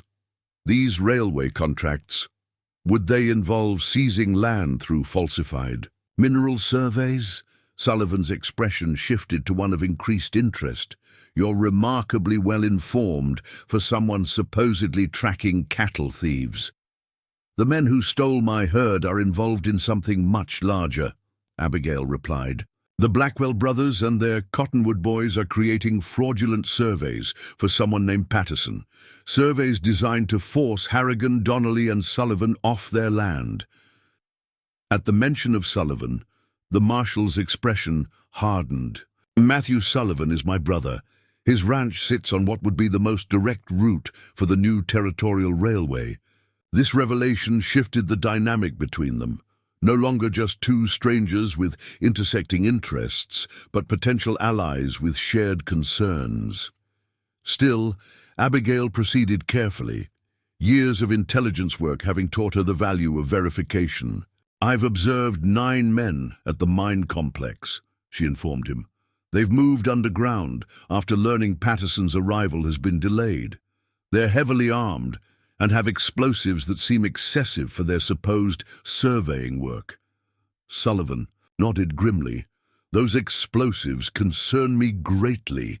My investigation suggests they're planning something beyond simple land fraud. The railway consortium needs those properties, yes, but they're facing significant time pressure. If they can't secure the land through legal means, even fraudulent ones, they'll create circumstances that force the issue," Abigail finished, the implication becoming clear. What better way to devalue property than to destroy its viability for ranching? Precisely. Contaminated water sources, destroyed access roads, unexplained cattle deaths. Any of these would drive down land values and force sales without requiring the elaborate mineral surveys they're preparing. This assessment aligned with the materials she'd observed. Explosives positioned near the mine's underground water sources could contaminate springs feeding multiple ranches, while detonations at key points could trigger landslides blocking critical access routes. "When is Patterson scheduled to arrive?" Sullivan asked. "Noon tomorrow, according to what I overheard. He was delayed by federal inspections in Cheyenne." Abigail studied the marshal thoughtfully. "Your work, I presume." Sullivan allowed a small smile. "A necessary distraction while I pursued more substantial evidence. Unfortunately, it's only a temporary delay. Within 24 hours, they'll have everything in place to execute their plan." Abigail considered their relative positions. A federal marshal investigating corruption had significant authority, but remained one man against at least 9 armed outlaws. Her personal stake, recovering her cattle, now seemed almost incidental to the larger conspiracy they were both working to expose. "I need to get inside that mine," Sullivan stated, interrupting her thoughts. "If I can document their operation and the falsified surveys, I can bring federal charges against everyone involved, including those in the governor's office. Getting in won't be simple," Abigail responded. They've established a substantial security perimeter with lookouts on all the obvious approaches. You speak as if you've already conducted reconnaissance, Sullivan observed. I spent several hours inside their perimeter tonight, Abigail confirmed. I know precisely where they're holding my cattle and have identified several vulnerabilities in their security arrangements. The marshal's expression registered both surprise and newfound respect. Mrs. Winters, you're either remarkably brave or concerningly reckless. Neither, she replied evenly. I'm simply applying skills I developed long before I became a rancher. Sullivan studied her with increasing curiosity. Sheriff Hayes mentioned you handled that rifle with unusual proficiency. He seemed quite perplexed by it. Abigail made a quick decision. This situation had evolved beyond her initial expectations, and effective collaboration would require a degree of trust. Reaching into her jacket, she withdrew the silver medallion that had once identified her as a member of the Union Scout Corps. During the war, Marshal, I wasn't Abigail Winters, rancher's wife. I was an operative W7 of the Federal Scout Corps. My field designation was Eagle Eye. Sullivan's expression transitioned from skepticism to recognition. The sharpshooter who guided Union forces through Confederate territory, the one credited with "those stories are greatly exaggerated," Abigail interrupted, uncomfortable with the almost mythical status her wartime activities had acquired in certain circles. But yes, I served as a scout and intelligence gatherer for Union forces in this region. The Marshal processed this revelation with evident reassessment of their situation. Then your infiltration of the mine complex wasn't just brave, it was informed by professional experience. Precisely. And it revealed several potential entry points that the Blackwells have overlooked, including a ventilation shaft that could provide direct access to the upper level where they've secured my cattle. Sullivan nodded thoughtfully. This changes our tactical options considerably. Our options? Abigail questioned, raising an eyebrow. Mrs. Winters, you clearly have skills and knowledge that would be invaluable to my investigation. I propose we collaborate. You help me gather the evidence I need to dismantle this conspiracy, and I'll ensure you recover your cattle and receive appropriate compensation for damages. The proposal warranted consideration. Working with federal authority would provide legitimacy to her actions and potentially simplify the recovery of her herd. However, it would also mean adapting her plans to accommodate Sullivan's investigative requirements. What exactly do you need to secure convictions? She asked. The falsified surveys, documentation of the conspiracy's leadership, and evidence connecting them to territorial officials. Most critically, I need to verify the intended use of those. Explosives you mentioned. Abigail considered the mutual benefits of collaboration. I believe I can help you acquire that evidence, Marshal, but I have conditions of my own. Name them, Sullivan replied. First, the safety and recovery of my cattle remains a priority. Second, once this is resolved, the authorities make no official mention of my involvement. I've built a quiet life that I'd prefer to maintain. Sullivan nodded in agreement. Those terms are acceptable. When do we move?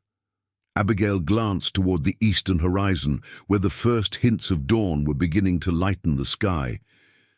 The ventilation shaft I mentioned will be more safely approached in daylight. We should rest for a few hours, then begin our infiltration mid-morning, when the lookouts are most likely to be fatigued from overnight watch. As they secured their horses and established a concealed camp away from potential patrols, Abigail reflected on how significantly her situation had evolved. What began as pursuit of cattle thieves had transformed into a federal investigation of corruption, reaching to the highest levels of territorial government. For the first time since beginning this journey, she found herself working as part of a team rather than relying solely on her own resources, an adjustment that brought both advantages and complications. Marshal Sullivan seemed competent, and his mission aligned with her goals, but collaboration meant compromise. As she settled in for a few hours of rest, Abigail knew the next phase of this operation would be the most dangerous. The cottonwood. Boys were on high alert, and adding the element of explosives to their arsenal elevated the risks considerably. But there was something else, something she hadn't yet shared with the Marshal, a suspicion that had been forming since her observation of the complex. The Blackwell's operation seemed too sophisticated, too well-resourced for common outlaws, even those with military backgrounds. Their security arrangements, their technical approach to the land seizures, and particularly their connection to, Patterson suggested, backing beyond what territorial officials could provide. Someone with significantly more influence appeared to be orchestrating events from behind the scenes, someone whose identity remained hidden even as their agents moved pieces across the territorial chessboard. That hidden player represented an unknown factor that could potentially upend all their careful planning. Mid-morning, sunlight filtered through scattered clouds as Abigail led Marshal Sullivan along a narrow game trail winding toward the eastern face of the ridge that housed the Cameron mine. They had left their horses secured in a sheltered ravine, proceeding on foot to minimize the chance of detection. The ventilation shaft should be approximately 200 yards ahead, Abigail explained, maintaining a hushed tone despite their distance from the mine complex. It was concealed when the operation closed, but the rockfall was natural rather than engineered, designed to hide the entrance without sealing it completely. Sullivan nodded, following her lead with a vigilance that spoke of his own field experience. The Marshal moved with practiced silence, his boots carefully placed to avoid loose stones or dry branches. Despite his official position, there was something in his movements that suggested military training beyond standard law enforcement preparation. "You've served in more than just the Marshal service," Abigail observed as they paused to survey their surroundings. Sullivan's expression betrayed momentary surprise before settling into acknowledgement. "4th Colorado Cavalry," he confirmed. "Spent 3 years chasing raiders across the territories before accepting the federal badge." This information adjusted Abigail's assessment of their partnership. Sullivan wasn't merely a lawman, but someone with tactical field experience, a valuable asset for the operation ahead. They continued in silence until reaching a rockfall that partially obscured a narrow crevice in the ridge face. At first glance, it appeared to be nothing more than a shallow indentation, but Abigail approached it with purpose, kneeling to examine specific stones at its base. "Here," she indicated, pointing to faint tool marks visible only to someone specifically looking for them. The miners left indicators for maintenance crews, markers showing which rocks could be safely removed to access the shaft. Working methodically, they cleared selected stones, eventually revealing a passage barely wide enough for an adult to navigate on hands and knees. Cool air flowed from the opening, carrying the distinctive mineral scent of the mine's interior. "I'll go first," Abigail stated, removing her hat and securing her hair more tightly. The shaft narrows in sections, but eventually opens into a maintenance tunnel connected to the upper level. "Stay at least 10 feet behind me and signal if you encounter any difficulties." Sullivan nodded, checking that his sidearm and the small lantern attached to his belt were secure. "How far are the main tunnels?" "Approximately 100 yards through the shaft, then another 50 through the maintenance tunnel," she replied, already positioning herself at the entrance. "Once inside, we'll need to move with extreme caution. Sound carries deceptively in mine tunnels. Voices can be heard at surprising distances, but their origins are often difficult to pinpoint." With that final instruction, Abigail entered the shaft, her movements controlled and deliberate. The passage was narrower than she remembered from her wartime reconnaissance, forcing her to navigate on elbows and knees rather than in a crawling position. Years of disuse had resulted in partial collapses at several points, requiring careful maneuvering to avoid dislodging supporting stones.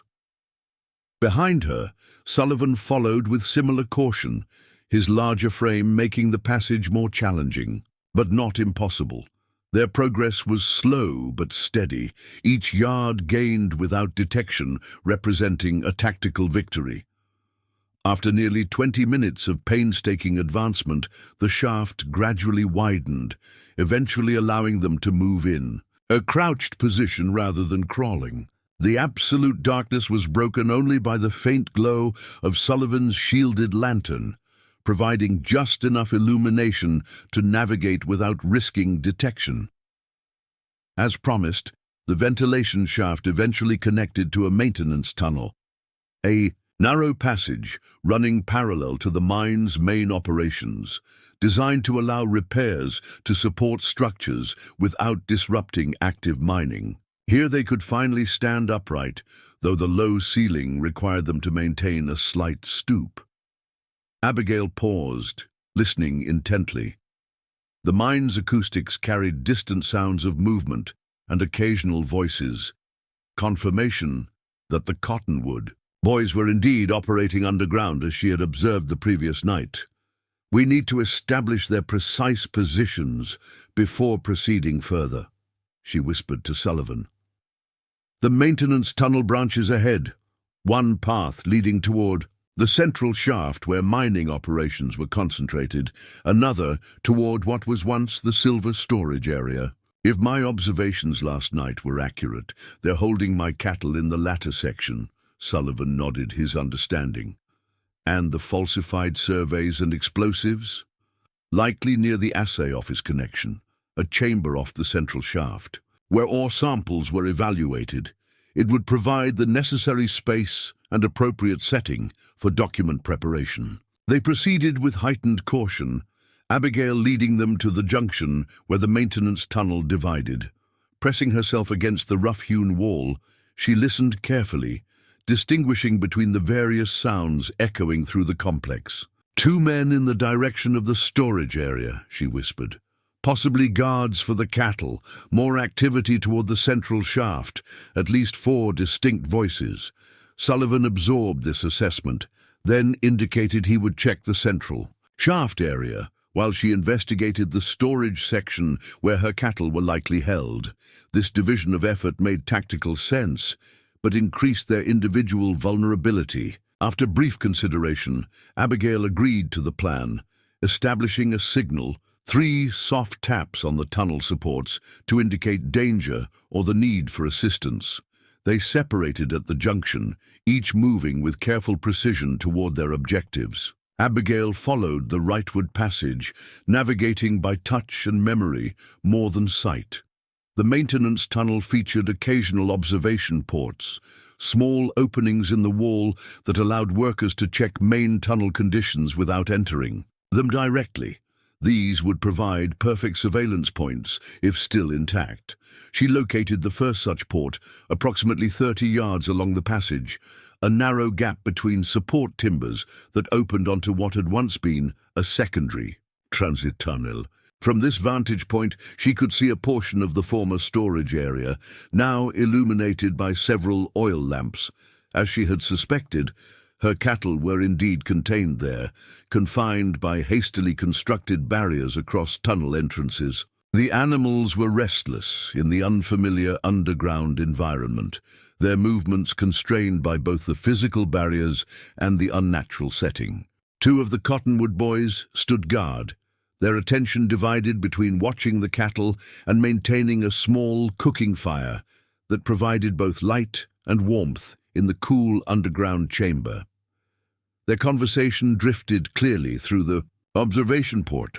"Don't see why we gotta stay down here with these stinking beasts," the younger of the 2 complained. "Ain't natural keeping cattle underground." "Franklin says we stay put, his companion replied, with the finality of someone accustomed to following orders without question. "Besides, these explosives make the upper tunnels dangerous. One stray spark and this whole mountain comes down on our heads." This casual confirmation about the explosives aligned with Sullivan's theory about their intended purpose, but raised new concerns about their current positioning. If the devices were already placed throughout the upper tunnels, any confrontation risked catastrophic consequences. Abigail continued her careful surveillance, noting the specific arrangement of the tunnels and the positioning of the guards. While recovering her cattle remained a priority, doing so without triggering the explosives now presented an additional challenge. She worked her way further along the maintenance tunnel, looking for additional observation points that might provide a more complete picture of the storage area's layout. The second port revealed something unexpected, a connection to the original mine shaft that hadn't appeared on any of the maps she'd studied during the war. This discovery represented both opportunity and risk. The unmapped passage potentially provided an alternative extraction route for her cattle, but its unknown condition made it a dangerous option. Years of neglect might have rendered it structurally unsound, especially if the Blackwells had been placing explosives throughout the complex. As she contemplated this new information, a commotion from the direction of the central shaft caught her attention. Raised voices suggested some form of confrontation or unexpected development. She couldn't distinguish specific words, but the urgent tone prompted her to backtrack toward the junction where she had separated from Sullivan. Before she could reach it, the unmistakable sound of a gunshot echoed through the tunnels, followed by shouted commands and the pounding of boots on stone. Something had gone catastrophically wrong with their infiltration. Abigail pressed herself into a narrow alcove as footsteps approached rapidly from the direction of the central shaft. Moments later, two of the Cottonwood boys hurried past her. Position, heading toward the storage area where her cattle were held. Franklin says, "Move everything deeper," one called to the guards ahead. They found Jennings at the main entrance. Someone's inside the perimeter. This development forced an immediate revision of her plans. Their covert information gathering had been compromised, though apparently not their specific location within the maintenance tunnels. Sullivan's whereabouts and status remained unknown. The gunshot could indicate he had been discovered or had been forced to defend himself. Either way, their timeline had collapsed from hours to minutes. The Cottonwood boys were now on full alert, and their likely response would be to secure their most valuable assets, the falsified surveys and her cattle, while establishing a defensive position against intruders. Abigail calculated her options rapidly. Attempting to locate Sullivan might lead to both of them being discovered, while proceeding independently risked leaving him in potential danger. The most prudent course seemed to be continuing with her original objective, locating and securing her cattle while remaining alert for any sign of the marshal. The guards in the storage area were now moving with increased urgency, herding the cattle toward the unmapped passage she had just discovered. This confirmed her suspicion that it provided an alternative exit from the mine complex, one the Blackwells had likely kept secret as contingency for precisely this type of situation. If her cattle were moved deeper into unfamiliar tunnels, recovery would become significantly more difficult. The moment for action had arrived, despite the increased risks. Retrieving a small tin whistle from her pocket, the same one she had used to signal Samson during her initial tracking of the gang, Abigail prepared for a calculated gamble. The distinctive tone would be recognized by her cattle, potentially creating enough confusion to provide an opening. But before implementing this plan, she needed to determine exactly what had triggered the alarm. If Sullivan had been captured, her priorities would need to adjust accordingly. An experienced federal marshal in Blackwell's custody represented a significant complication, both a potential asset to be recovered and a liability if forced to reveal their infiltration route. The echoing acoustics of the mine made localization difficult, but years of operating in similar environments had taught Abigail techniques for interpreting such conditions. Pressing her ear against the stone wall of the maintenance tunnel, she filtered through the chaotic sounds now filling the complex, distinguishing between immediate activity in the storage area and more distant commotion near the central shaft. What? She detected sent a chill through her that had nothing to do with the cool underground air. Among the various voices echoing through the tunnels, one stood out with chilling clarity, the measured, authoritative tone of Joseph Blackwell, who had been notably absent from the mine complex during her reconnaissance the previous night. "Secure the documents and prepare the primary charges," he was ordering, his voice carrying the unquestioned command of someone accustomed to absolute obedience. "If the federal marshals have found us, we implement contingency 3 immediately." The implications were clear and disturbing. Joseph's return, combined with references to federal marshals in the plural, suggested a significant change in their situation. Either Sullivan had not been operating alone as he claimed, or additional law enforcement had arrived independently, perhaps the result of Hayes's concerns about her pursuit of the Cottonwood boys. Either way, the Blackwells were now implementing some form of predetermined contingency plan that involved their explosives. The specific reference to primary charges indicated a coordinated detonation sequence rather than haphazard placement, a level of sophistication that reinforced Abigail's suspicion about external backing for their operation. The situation had evolved beyond a simple recovery mission, or even evidence gathering for Sullivan's investigation. Whatever Contingency 3 entailed, it likely posed threats extending far beyond her immediate concerns. Abigail Winters, once the Union's most valued reconnaissance operative, now found herself in the middle of an operation that seemed to grow more complex and dangerous with each new discovery. Yet even as the circumstances shifted around her, her fundamental objective remained unchanged: recover what was hers, while ensuring justice for those threatened by the Blackwells' conspiracy.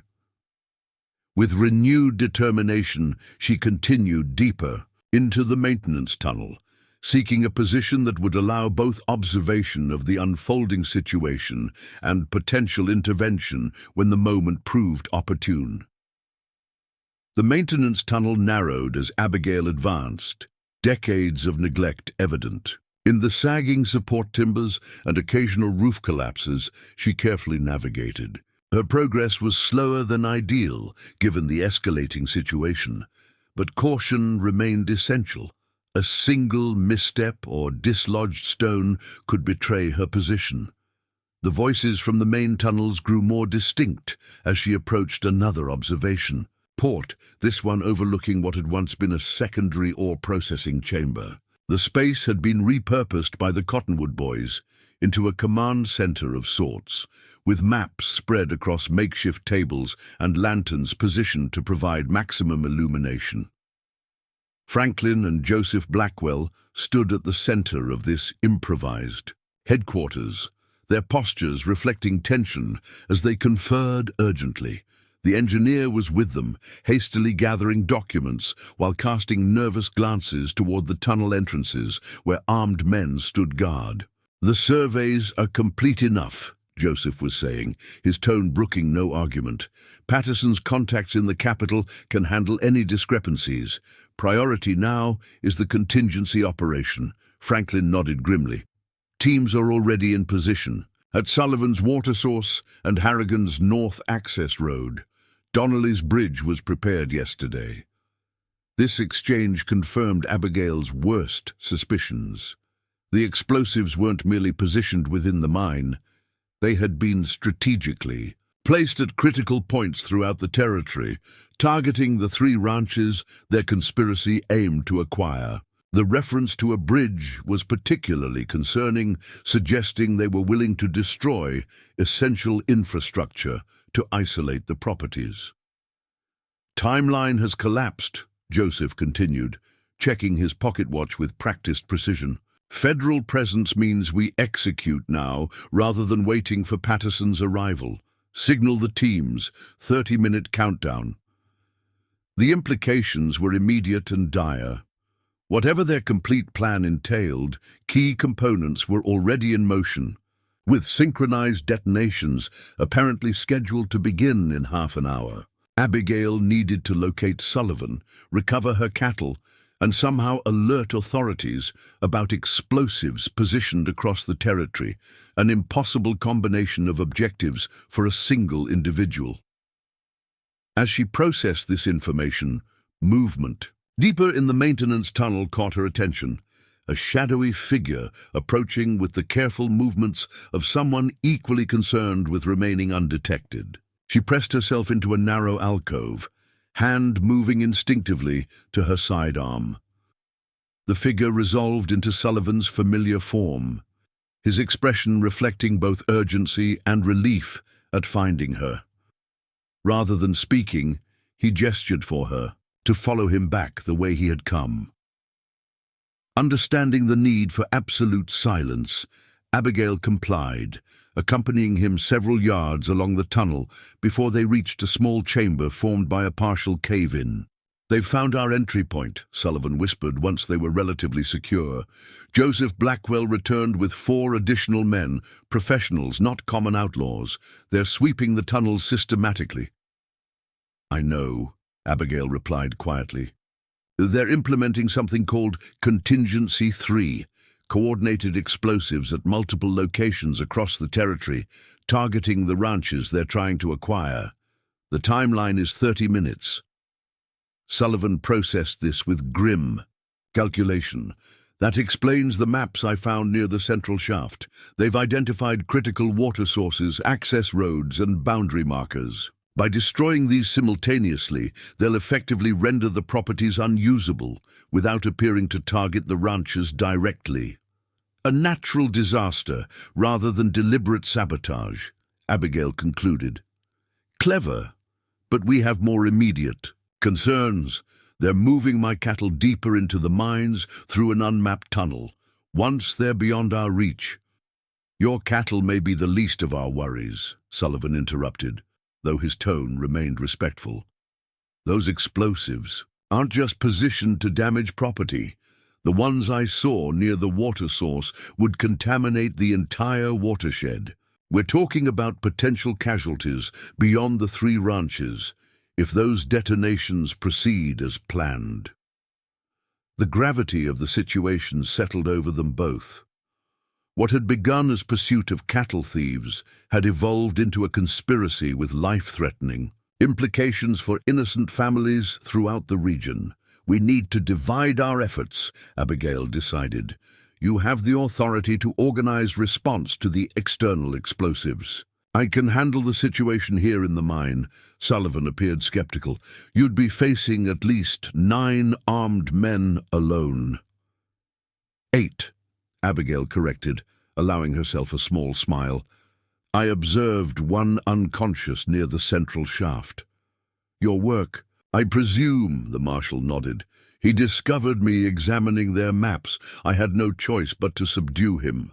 Then there are 8 remaining, likely dividing into search parties now that they're aware of intruders. That creates opportunities." Abigail quickly outlined her thinking. The Blackwells would prioritize 3 objectives: securing their documents, eliminating evidence of their operation, and executing their contingency plan. This would necessarily divide their forces, creating vulnerabilities a skilled operative could exploit. "My original exit route should still be viable," she concluded. "You can use it to get clear of the mine and signal authorities about the explosives. Meanwhile, I'll focus on recovering my cattle and, if possible, the survey documents." Sullivan considered the proposal with professional assessment. "You're suggesting I leave you alone against superior numbers while I escape?" "I'm suggesting you utilize your authority to prevent territorial catastrophe while I handle the situation I originally came to address," Abigail countered firmly. "This isn't gallantry, Marshal. It's tactical resource allocation." After a moment's deliberation, Sullivan nodded reluctantly. "Your assessment is sound, though I'm not comfortable with the division. How do you propose to handle both the cattle and the documents?" "The same way I located you in a Confederate encampment outside Vicksburg," Abigail replied, removing her whistle from her pocket. "By creating a distraction that divides attention and resources." Sullivan's eyes widened slightly at the reference to her wartime operation, one that had become legendary among certain military circles. The Vicksburg extraction involved significant advance planning and multiple operatives. It involved understanding how men respond to unexpected chaos. Abigail corrected, a principle that applies equally here. Their planning was interrupted by sounds of approaching searchers, boots on stone, and the occasional command echoing through the tunnels. Time for discussion had ended. Action was now required. With a final exchange of information about the ventilation shaft's location, Sullivan departed, moving with surprising stealth for a man of his size and formal training. Abigail remained in position momentarily, gathering herself for what would follow. She had operated alone behind enemy lines throughout the war, often with stakes equally high and odds similarly daunting. The skills cultivated during those years remained intact, merely dormant during her time as rancher's wife and widow. Now, as she checked her weapons and calculated her approach, Abigail felt that familiar focus settling over her, the absolute clarity that had once made Eagle Eye the most feared scout in the Union's arsenal. The mine's complex acoustics worked both for and against her. While they made pinpointing sounds difficult, they also allowed for strategic manipulation, creating impressions of movement or presence where none existed. This would be her first advantage. Moving with practiced silence, Abigail worked her way toward a position overlooking the improvised command center, where the Blackwell brothers continued coordinating their operation. Their conversation had shifted to search protocols, with teams assigned to specific tunnel sections. "Jensen, take Harris and clear the lower storage sections," Franklin ordered. "Reynolds, you and Smith check the western tunnels. Everyone maintains communication intervals. No one operates beyond the vocal range of their partner." These instructions confirmed what Abigail had anticipated. They were dividing their forces into pairs to search the complex systematically. Standard military procedure, but one that created exploitable patterns. Each pair would be beyond immediate support from the others, creating opportunities for isolation and neutralization. She continued her observation, noting the specific assignments and rotation patterns. The engineer remained with Joseph, his case of documents secured and ready for evacuation. The cattle were indeed being moved deeper into the complex, driven by two men through the unmapped tunnel she had discovered earlier. Most concerning was a wooden crate positioned prominently. On the command table, a detonator connected to wires running into the surrounding tunnels. This appeared to be the trigger mechanism for at least some portion of their explosives, likely those placed within the mine itself rather than at the external locations. "Timer set," Joseph confirmed, making a final adjustment to the device. 25 minutes remaining. Whether we've cleared the intruders or not, we evacuate through the eastern exit at the 20-minute mark. No exceptions." This declaration established a clear timeline. Abigail had less than half an hour to implement whatever countermeasures she could devise, recover her cattle, and potentially secure evidence of the conspiracy, all while avoiding capture by experienced manhunters aware of her presence. Her first priority was clear. The cattle being moved deeper into the complex needed to be intercepted before they were taken beyond practical recovery range. The two men handling this task were already moving out of sight, driving the reluctant animals through the narrow passage with occasional shouts and prods.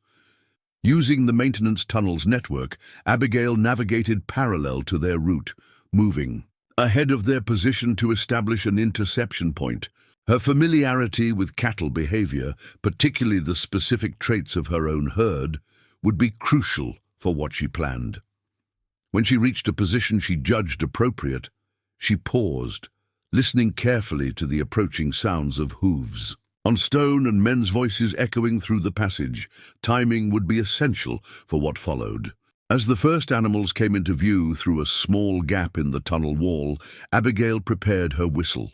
The distinctive signal she had used for years to call her cattle home was about to serve a very different purpose, creating precisely the chaos needed to separate the herd from their captors. She waited until the lead animals were directly opposite her position, then sounded the familiar pattern. 3 short notes followed by a longer tone. The effect was immediate and dramatic. The cattle, already agitated by their unfamiliar underground surroundings, responded instinctively to the recognized signal, suddenly changing direction and pushing against the men attempting to drive them. "What the hell?" one guard shouted as the animals abruptly balked, then surged toward the sound of the whistle. "They're turning back!" The narrow confines of the tunnel worked against the men, preventing them from establishing effective control over the suddenly uncooperative herd. As confusion mounted, Abigail sounded the whistle again, this time from a slightly different position, creating the impression that multiple signals were being given from different directions. The cattle's natural herding instinct, combined with their familiarity with the whistle pattern, created exactly the diversion she had anticipated. The 2 men found themselves trapped between stone walls and determined animals, responding to commands they couldn't counter. "Get help!" one finally shouted to his partner. "I can't control them alone!"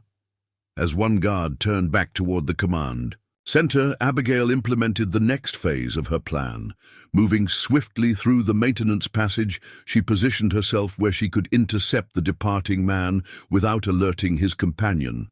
The narrow junction where maintenance and main tunnels intersected provided the perfect ambush point. As the guard hurried past, focused on his mission rather than potential threats from unseen passages, Abigail struck with practiced efficiency, a precise blow that rendered him unconscious before he could cry out. Securing his weapons, and quickly, binding his hands with cord from her pocket, she prepared to address the remaining guard. With only one man now attempting to control the increasingly agitated cattle, the situation had shifted decidedly in her favor. Time, however, remained her most pressing constraint. Joseph Blackwell's detonator continued its countdown, now approaching the 20-minute mark that would signal their planned evacuation. Whatever she intended regarding the survey documents and the explosives themselves, she needed to act with increasing urgency. The second guard's increasing frustration echoed through the tunnels as he attempted to manage the cattle alone. "Damned animals! Where's Reynolds with that help?" Abigail sounded the whistle again, this time from directly behind the remaining guard. As he spun in confusion, she emerged from the shadows, her Winchester leveled steadily. "They respond better to someone they know," she stated calmly. The guard's hand moved instinctively toward his holstered revolver, but froze at her next words.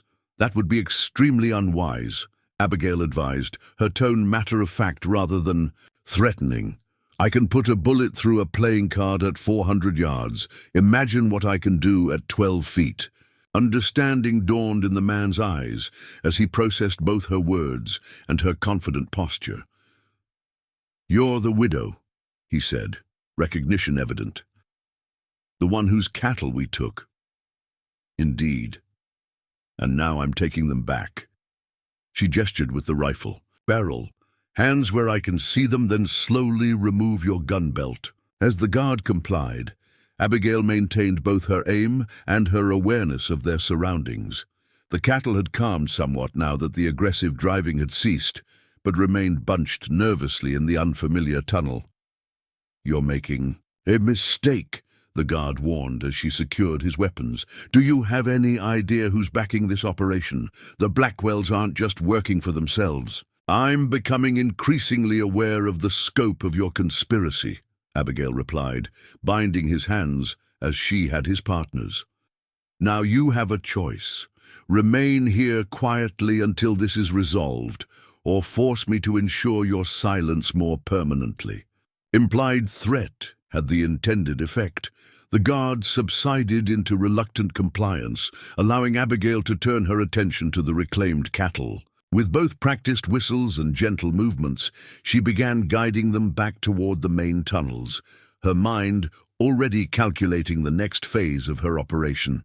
With approximately 18 minutes remaining before the Blackwells' planned evacuation, and 23 before their explosives were set to detonate, she had secured 13 heads of cattle and neutralized 2 of the 8 remaining gang members. Progress, but far from resolution. The most critical elements, the survey documents and the detonator, remained under direct control of the Blackwell brothers in the command center, where at least 4 armed men maintained a vigilant guard. Reaching those objectives would require more than simple stealth or distraction. It would require turning the Cottonwood Boys' own security measures and military precision against them. With her cattle secured in a side tunnel and both guards effectively neutralized, Abigail faced her most significant challenge yet, approaching the command center where the Blackwell brothers coordinated their operation. The detonator's countdown continued relentlessly, now showing barely 17 minutes remaining before their planned evacuation, 22 until detonation. Direct confrontation was impossible, given the numbers still protecting the brothers. Even with her exceptional marksmanship, engaging 4 armed men simultaneously would be suicidal. Instead, she needed to apply the fundamental principle that had guided her most successful wartime operations: identify the enemy's assumptions and systematically undermine them. The Blackwells' current strategy relied on 3 core assumptions: that their intruders were operating from the main entrance, that their security teams were intact and communicating reliably, and that their evacuation route remained secure. Abigail needed to disrupt all 3 simultaneously. The maintenance tunnels provided her first advantage. Moving swiftly through the narrow passages, she positioned herself near an observation port overlooking the eastern tunnel, the Blackwells' designated evacuation route. From there, she could observe 2 men standing guard, maintaining communication with the command center through periodic verbal confirmations. "Eastern passage secure," one called, his voice echoing back toward where Franklin would receive the report. "No sign of intruders." This regular reporting created a pattern Abigail could exploit. Timing her movements precisely, she waited until immediately after their next scheduled check-in, then implemented the first phase of her counter-offensive. From her position, she could see the guards had placed lanterns at intervals along the evacuation route, creating pools of light separated by areas of shadow. Using her rifle's exceptional accuracy, Abigail fired a single shot that extinguished the furthest lantern without directly targeting either man.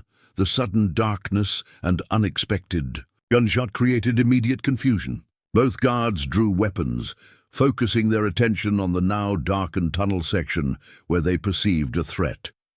"Someone's in the east tunnel," one shouted, providing exactly the misinformation Abigail had intended.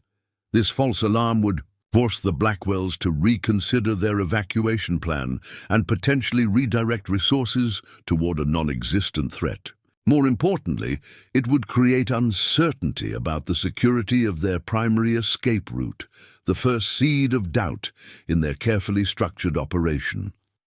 Without waiting to observe the full effect of this disruption, Abigail moved to her next position, utilizing the maintenance tunnel's network to approach the area where search teams had been dispatched to locate intruders. If her timing was correct, these pairs would now be reporting back regarding their unsuccessful searches.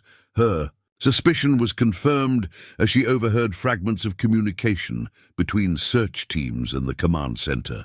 "Western tunnels clear," one team reported. "No sign of entry or disturbance." These updates would reinforce the Blackwell's assumption that their intruders had entered through specific routes, rather than the concealed ventilation shaft she and Sullivan had utilized. This misunderstanding was a tactical advantage she could amplify. Reaching a junction where the maintenance tunnel passed near a primary excavation corridor, Abigail implemented the second phase of her strategy. From her saddlebag, she retrieved several small cloth pouches, similar to those she'd used earlier to disrupt the cattle drive, each containing a specialized mixture of materials designed for specific effects. The first, a combination of powdered sulfur and potassium nitrate, would create a distinctive acrid smoke when ignited. The second contained materials that would produce a bright flash and significant noise, but minimal actual damage.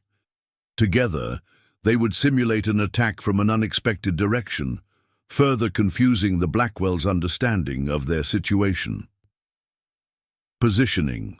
These devices carefully and setting a slow-burning fuse, Abigail retreated to a safe distance. Approximately 2 minutes later, the effects manifested exactly as planned.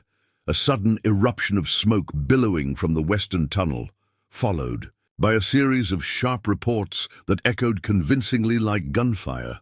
The reaction was immediate and predictable. Men shouted in alarm, footsteps pounded on stone as resources were redirected toward this new, perceived threat.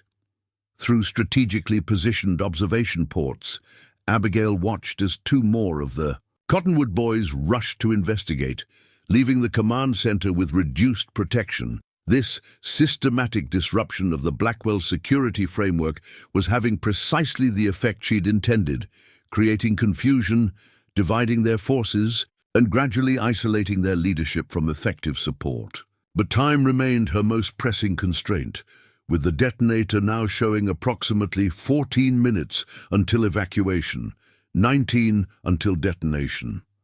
Moving with increased urgency, Abigail navigated to a position directly above the command center. Years earlier, when the mine had been operational, engineers had created a small observation platform, allowing supervisors to monitor work without entering the main chamber. If it remained intact, it would provide the perfect vantage. A point for her final approach. The platform had indeed survived, though in deteriorated condition. Carefully testing each board before committing her weight, Abigail positioned herself where she could observe the entire command center while remaining concealed in the shadows above. Below, the situation had evolved exactly as she'd hoped. Franklin. Blackwell had dispatched most of his men to investigate the multiple apparent threats, leaving only himself, Joseph, and 1 guard with the engineer and his documents. More importantly, the detonator remained on the central table, its countdown visible even from her elevated position. Joseph paced with evident agitation, checking his pocket watch against the detonator's timer. "This is unacceptable," he snapped at his brother. "We should evacuate now, rather than waiting for the 20-minute mark." "And abandon our security protocol?" Franklin countered.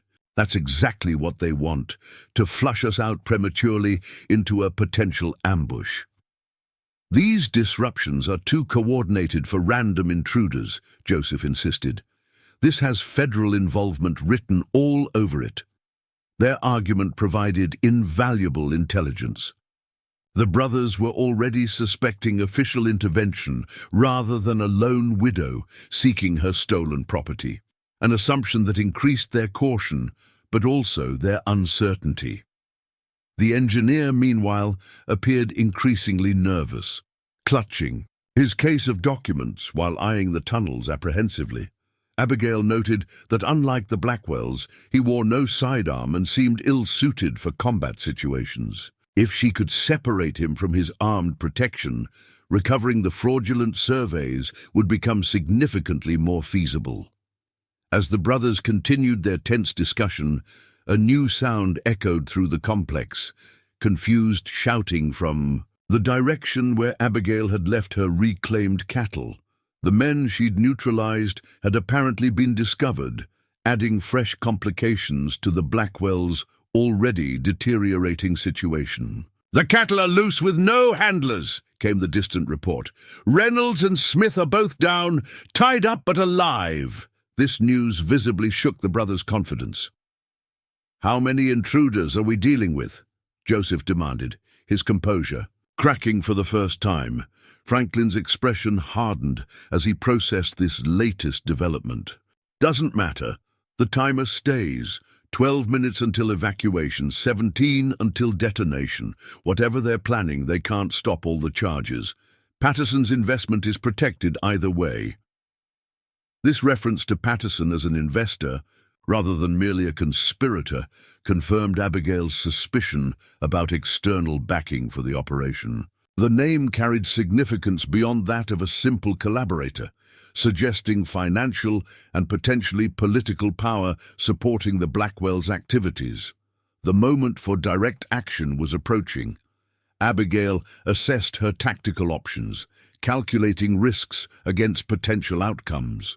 The single guard remaining with the brothers was positioned near the tunnel entrance, his attention focused outward on potential threats rather than above where she was concealed. Abigail prepared herself for what would follow. From her position, she could potentially eliminate the guard with a single well-placed shot, but doing so would immediately reveal her position and trigger return fire from the brothers. The confined space and limited cover made this a dangerous proposition. An alternative approach presented itself as she observed the engineer's increasing anxiety. Unlike the others, he was a civilian specialist rather than a hardened criminal or military veteran. His nervous glances toward the tunnels and frequent checking of the detonator's countdown suggested someone approaching his breaking point, a potential weakness she could exploit. The scattered gunfire and commotion from her diversionary tactics continued to echo through the complex, creating an atmosphere of escalating chaos. This psychological pressure was affecting everyone below, though in different ways. The Blackwells grew more resolute and defensive, while the engineer's anxiety visibly increased with each new disruption. 10 minutes remained before their planned evacuation, 15 before detonation. Whatever her approach, Abigail needed to act soon. She made her decision, selecting a specific target that would maximize confusion while minimizing immediate risk to herself. Rather than targeting any individual, she would eliminate their primary source of illumination, the large oil lamp positioned at the center of the command table, directly beside the detonator. Taking careful aim with her Winchester, Abigail controlled, her breathing focusing entirely on the precise point of impact required. A direct hit to the lamp's reservoir would extinguish it instantly, plunging the command center into near-complete darkness. The shot echoed through the chamber as the lamp shattered, oil spraying harmlessly away from the detonator but effectively eliminating the main light source. Darkness engulfed the command center, broken only by the small glow of the detonator's timer and a single remaining lamp near the tunnel entrance. Confusion erupted below as the brothers and their guard responded to this direct attack. Gunfire sprayed upward, bullets splintering wood around Abigail's position as she rolled quickly away from her firing location, using the platform's shadows for concealment. "Above us!" Franklin shouted, directing his guard's attention toward the observation platform.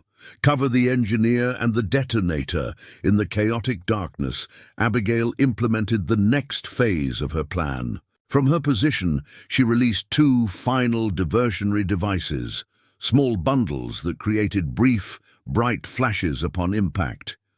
The first landed near the remaining guard, momentarily blinding him with its intensity. The second struck near the tunnel entrance, creating the impression of an attack from multiple directions simultaneously. The psychological impact was immediate. The engineer, already on edge, broke completely, abandoning his position and fleeing toward what he perceived as the safest escape route. In his panic, he retained his case of documents, but left the brothers to defend the detonator alone. "Secure that coward," Joseph commanded, firing a shot after the fleeing engineer that missed in the disorienting darkness.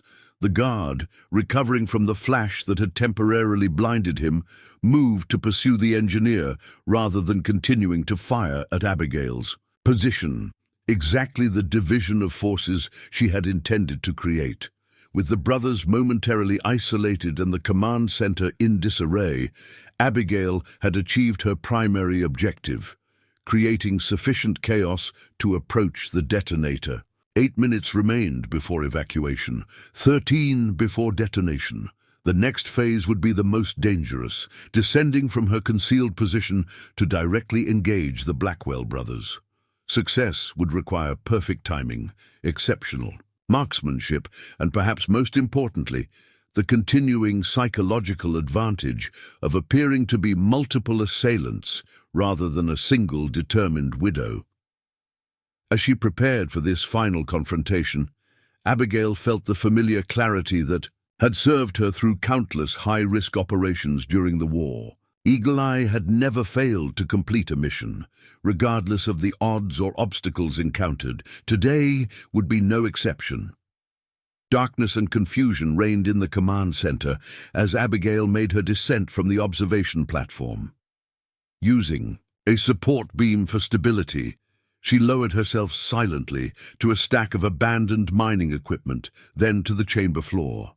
The Blackwell brothers remained near the detonator, their attention divided between defending their position and attempting to restore order among their scattered forces.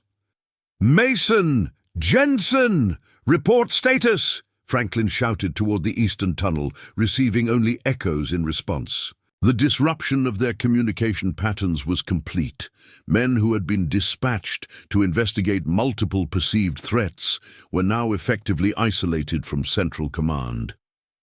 Joseph had positioned himself beside the detonator, using his body to shield the device while maintaining a firing position toward the observation platform where he believed their attacker remained. Neither brother had yet realized Abigail had already relocated. 7 minutes until evacuation, 12 until detonation. The single remaining lamp near the tunnel entrance cast long, shifting shadows throughout the chamber, creating an environment ideally suited to Abigail's approach. Moving from one patch of darkness to another, she worked her way steadily closer to her primary objective. "This is a coordinated federal operation," Joseph insisted to his brother, his voice tight with controlled tension. "We need to trigger the charges now and withdraw immediately. And alert every law enforcement agent in the territory," Franklin countered. "The timed detonation provides deniability, simultaneous accidents that can't be connected to us. Early triggering sacrifices that protection." Their disagreement revealed critical information. The brothers valued the appearance of accidents rather than simple destruction. This suggested their backers required plausible deniability, further confirming the involvement of politically sensitive interests. As Abigail continued her careful approach, unexpected footsteps echoed from the western tunnel, the guard who had pursued the fleeing engineer returning at a run.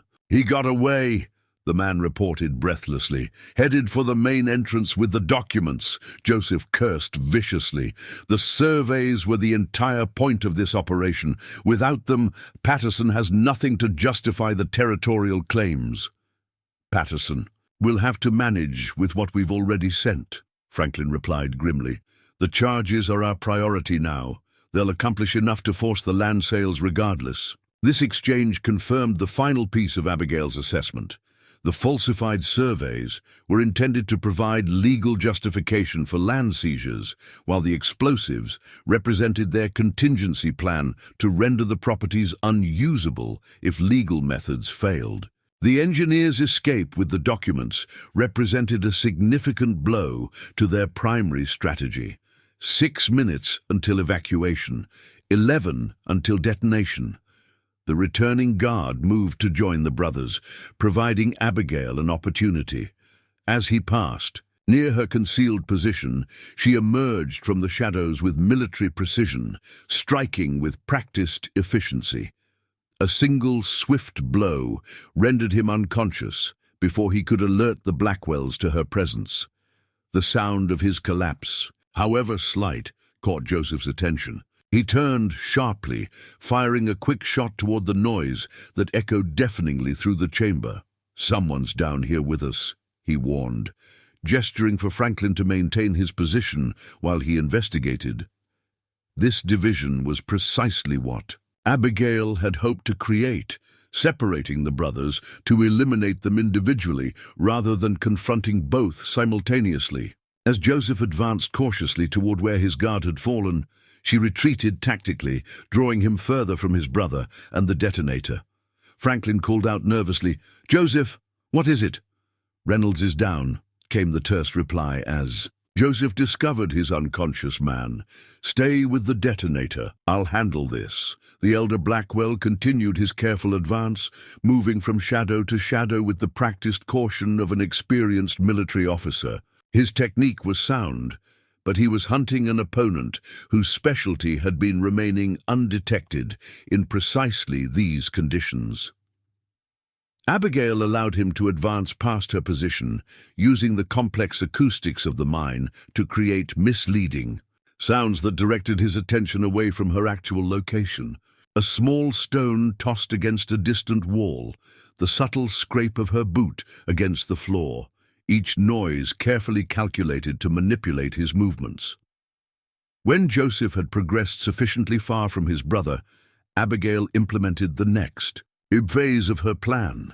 Rather than engaging him directly, she circled back toward the command center, where Franklin remained alone with the detonator. 5 minutes until evacuation. 10 until detonation. Franklin Blackwell maintained his vigilant watch over the detonator, revolver ready as he scanned the surrounding darkness. His position was defensible but isolated, his attention focused primarily toward where his brother had disappeared in pursuit of their intruder. This fixation on a specific direction provided Abigail the opening she required. Approaching from his blind side, using mining equipment and support columns for concealment, she closed to within 15 feet of her target. "Don't move," she instructed calmly, her Winchester trained steadily on Franklin's torso. "Lower your weapon slowly." The younger Blackwell froze at the unexpected voice from behind him, his body tensing as he calculated his options. "Who are you?" he demanded, making no move to drop his revolver. "The widow whose cattle you stole," Abigail replied evenly. "Though that seems almost incidental now, given what I've learned about your operation." Recognition flickered across Franklin's face, followed by disbelief. "A woman? Alone?" He gave a short, incredulous laugh. "You expect me to believe you've created all this chaos by yourself?" "I've done considerably more with less," Abigail assured him, her rifle unwavering. "Now lower your weapon, or I'll demonstrate exactly why certain Confederate officers once referred to me as the devil's own sharpshooter." This reference visibly shook Franklin's confidence, his military background providing context for her implied identity. "You're claiming to be Eagle Eye? That's impossible." Eagle Eye was a Union scout with unprecedented accuracy at extreme ranges, Abigail completed for him. Someone who could infiltrate enemy camps, eliminate key targets, and disappear without detection. "Tell me, Mr. Blackwell, how impossible does that seem at this moment?" Doubt crept into Franklin's expression as he reassessed his situation. The systematic disruption of their operation, the precision attacks on key positions, the tactical isolation of their forces, all were consistent with the methodology attributed to the legendary scout. "The weapon, Mr. Blackwell," Abigail repeated firmly. "On the ground." Reluctantly, Franklin began to lower his revolver, his movements deliberately slow. Abigail maintained absolute focus, recognizing the potential for deception in his compliance. Her caution proved justified. As his arm descended, Franklin suddenly dropped to one knee, attempting to use the detonator table as cover while bringing his weapon to bear. Abigail's response was instantaneous, a single shot that struck his revolver, with phenomenal precision, disabling the weapon without injuring the man himself. The bullet shattered the cylinder, rendering the gun useless and sending painful metal fragments into Franklin's hand. He cried out, more in shock than pain, staring in disbelief at his demolished weapon. "That's not possible," he whispered. "No, one can make that shot in these conditions." "Eagle Eye could," came Joseph's voice from the darkness behind Abigail, "and apparently still can." The elder Blackwell had returned at his brother's cry, his own revolver now trained on Abigail from approximately 20 feet away. The standoff had evolved, Abigail covering Franklin, Joseph covering Abigail, each maintaining their position in a lethal triangle. 4 minutes until evacuation. 9 until detonation. "Your reputation precedes you, Mrs. Winters," Joseph acknowledged, his tone surprisingly respectful despite their adversarial positions. "Or should I say, Operative W7, your exploits were required study for Confederate officers after Vicksburg. Then you understand why this confrontation can only end one way," Abigail replied without turning to face him, her rifle remaining fixed on Franklin. "I never missed them. I won't miss it now." Joseph appeared to consider their situation with professional assessment. "You can't cover both of us simultaneously. Whoever you don't target will still be able to complete our mission." "An accurate, tactical analysis," Abigail conceded, "except for one critical factor." "And what might that be?" Joseph asked, genuine curiosity evident beneath his caution. "I'm not alone." The words had barely left her lips when a new voice entered the confrontation. Marshal Sullivan, emerging from the eastern tunnel with his revolver trained steadily on Joseph Blackwell. "Federal Marshal," Sullivan announced firmly. "Lower your weapon immediately." Joseph's expression hardened at this unexpected development. "You were supposed to be handling the explosives at the ranches," Abigail observed, understanding dawning in her eyes. "Yet you're here." "Teams have been dispatched to all the locations," Sullivan confirmed, without lowering his weapon. "I determined my presence was more valuable here, given what we're facing." The dynamics shifted dramatically with Sullivan's arrival. Both Blackwells now covered by armed opponents, the detonator temporarily secured from immediate tampering. But time remained their most critical factor. 3 minutes until evacuation, 8 until detonation. "This changes nothing," Franklin insisted, cradling his injured hand. "The timer continues regardless of our circumstances. Unless you somehow know the deactivation sequence, those charges will detonate as planned." "Then provide the sequence," Sullivan demanded. "Cooperate now, and the court may show leniency." Joseph laughed coldly. "Leniency? We both know who's backing this operation, Marshal. The same territorial officials who signed your payment vouchers. You think this stops with us? We're implementing policy, not criminal enterprise. Policy doesn't include destroying innocent families, livelihoods," Abigail countered, "or contaminating water sources that serve entire communities." "Collateral effects," Franklin dismissed with disturbing casualness. "Progress requires sacrifice. The railway corridor is too valuable to be blocked by a few stubborn ranchers." Sullivan maintained his position, revolver unwavering. "Last chance, Blackwell. The deactivation sequence, now." Joseph seemed to consider the demand, his eyes calculating as they moved between his opponents. "Even if I provided it, you can't prove our connection to territorial officials. Patterson has ensured complete deniability." "Patterson's involvement is already documented," Sullivan replied. "His financial transactions with your operation have been traced through 3 separate banks. The engineer you sent running has already been apprehended with the falsified surveys. Your only chance for reduced sentences is immediate cooperation." This information visibly shook the brothers' confidence.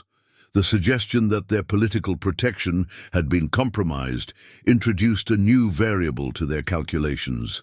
2 minutes until evacuation. 7 until detonation. The sequence, Mr. Blackwell, Abigail pressed, her tone leaving no room for further evasion.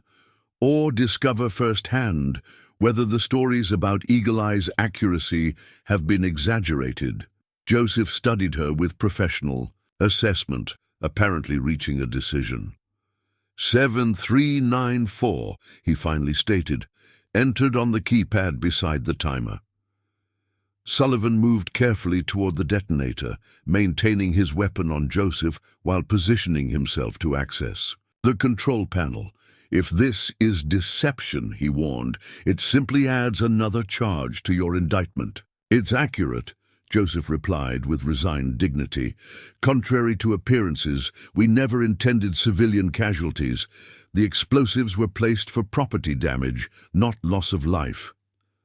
As Sullivan reached the detonator, Franklin made a desperate lunge toward the device, a final attempt to salvage their operation. He never reached it. Abigail's shot struck his shoulder with surgical precision, the impact driving him back against the rock wall.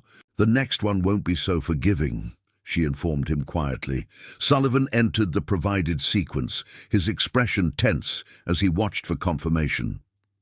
The timer's display flickered momentarily, then went dark. The deactivation successful. Primary. Detonator disabled, he announced with evident relief. Teams will handle the individual charges at each location. With the immediate threat neutralized, Abigail allowed herself a measured breath. Her cattle were secured, the conspiracy exposed, and the Blackwell's operation effectively dismantled. What had begun as a pursuit to recover stolen property had evolved into dismantling a territorial conspiracy with implications extending to the highest levels of government. Joseph Blackwell, ever the professional tactician, recognized their defeat with surprising composure. "You've won this confrontation," he acknowledged to Abigail, "but understand that the forces behind our operation remain intact. Patterson isn't the ultimate authority, merely one executor among many." "One problem at a time, Mr. Blackwell," Abigail replied evenly. "Today's victory is sufficient for my purposes." As Sullivan secured the brothers with handcuffs retrieved from his coat, Abigail maintained her vigilance. Experience had taught her that defeated opponents remain dangerous until completely neutralized. "Federal authorities will be waiting at the main entrance," Sullivan informed the captives as he checked Franklin's wound, serious but not life-threatening. Additional charges of attempted murder of federal officers, conspiracy to commit property destruction, fraudulent land seizure, and corruption of territorial officials will be added to the cattle rustling. Joseph accepted this information stoically, the military officer in him recognizing when a battle was irretrievably lost. Franklin appeared less resigned, his expression suggesting calculations were still progressing behind his eyes. "Your cattle are secured?" Sullivan asked Abigail as they prepared to escort their prisoners from the command center. "All 13 heads have been recovered," she confirmed, "though that aspect seems almost inconsequential now, given what we've uncovered." The marshal nodded thoughtfully. "Sometimes small crimes reveal larger conspiracies. Your pursuit of simple, justice-exposed corruption that might otherwise have remained hidden for years." As they began moving their prisoners toward the mine entrance, Abigail reflected on the exceptional circumstances that had brought her to this moment. What began as a widow's determination to recover her stolen livelihood had evolved into dismantling, a conspiracy with territorial implications. More importantly, it had revealed something about herself, that the skills and determination which had once made her Eagle Eye remained intact beneath the identity she had constructed as rancher's wife and widow. The two weren't separate aspects of her character, but integral elements of a complete whole. That realization brought unexpected clarity. Abigail Winters, Widow and rancher and W7, legendary scout, were not distinct identities, but the same woman responding to different circumstances with the same core principles: justice, precision, and unwavering resolve. As they emerged from the mine into the afternoon sunlight, Abigail knew her life would never return completely to what it had been before the Cottonwood boys stole her cattle. Some transformations, once experienced, remained permanent, but then, perhaps that was as it should be. The widow who had tracked down the most dangerous gang in the territory wasn't just reclaiming her property, she was reclaiming a part of herself long believed abandoned to history. The early evening sun cast long shadows across Abigail's ranch as she guided her recovered cattle into their familiar pasture. 3 days had passed since the confrontation at the Cameron mine, days filled with federal investigations, evidence gathering, and the inevitable bureaucracy that followed, dismantling a territorial conspiracy. But now, finally, she had returned. Home with what she had originally set out to recover. Samson, reunited with the remainder of the herd, moved with evident satisfaction through the familiar grazing land. The prize bull seemed remarkably unaffected by his adventure, though Abigail suspected he would be somewhat more protective of his territory in the coming months. Some experiences, even for animals, left lasting impressions. As she secured the gate and removed her riding gloves, Abigail noted a familiar figure approaching on horseback, Sheriff Hayes, his expression a mixture of relief and lingering bewilderment. He had been among the first to learn of the events at the Cameron mine, though the full extent of her involvement remained carefully obscured in official reports. "Mrs. Winters," he greeted, dismounting with a respectful nod. "Good to see you. And your cattle safely home." "Sheriff," she acknowledged, offering a small smile. "I suspect you've had a rather eventful few days yourself." Hayes shook his head, removing his hat to wipe his brow. "Eventful doesn't begin to describe it. Federal marshals everywhere, territorial officials being questioned, even rumors the governor himself might be implicated in whatever the Blackwells were involved with. Quite the disturbance for our quiet region," Abigail observed noncommittally. "Indeed." Hayes studied her with renewed curiosity. "Marshal Sullivan spoke highly of your assistance, though he was remarkably vague about the specifics. Said you were instrumental in recovering evidence and ensuring the conspiracy was exposed." Abigail met his gaze steadily. "The marshal was generous in his assessment. I simply wanted my cattle returned." 13 head of cattle, Hayes mused. "Hardly seems worth the Blackwells risking their entire operation over." "Greed often leads to poor decisions," she replied with practiced casualness. "One crime connects to another until the whole structure becomes vulnerable." The sheriff nodded slowly, clearly sensing there was more to the story than he was being told. "Sullivan mentioned you handled yourself with remarkable capability, said you demonstrated skills that surprised him.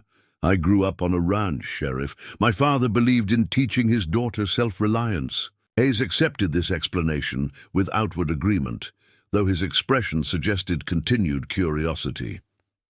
"Well, whatever your exact involvement, the territory owes you a debt of gratitude. The explosives they'd positioned would have contaminated water sources serving 3 counties if they detonated as planned. This confirmation of the potential scale of damage reinforced the significance of what had been prevented. The Blackwells' operation had extended far beyond simple land acquisition through fraud. They had been prepared to create environmental devastation affecting thousands of lives. "Have all the charges been secured?" Abigail asked, genuine concern evident in her tone. "According to Sullivan, yes. Federal teams located and neutralized every device. The Blackwell brothers' cooperation after their capture proved valuable in that regard, if nothing else." The sheriff removed a folded document from his vest pocket. "Which brings me to the official purpose of my visit. The Territorial Court has authorized this compensation draft for the recovery of your stolen property and, he paused, seeming to choose his words carefully, any inconvenience you may have experienced during the incident. Abigail accepted the document without immediately examining it. Please convey my appreciation to the court. There's something else, Hayes added, his tone shifting slightly. Marshal Sullivan left this for you before departing for Denver. He extended a small envelope bearing the federal seal. She accepted it with measured curiosity, opening it to find a brief handwritten note and a familiar silver medallion, her Scout Corps insignia that she had shown Sullivan to establish her identity.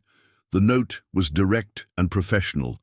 Mrs. Winters, your service to the territory and nation is acknowledged and appreciated. Official records will show only that a local rancher assisted in the recovery of stolen property, with no mention of specific tactics or historical connections. The enclosed item belongs with you, not in an evidence file. Some accomplishments deserve recognition, even if only in private. Should you ever consider returning to government service in any capacity, my office would welcome the discussion.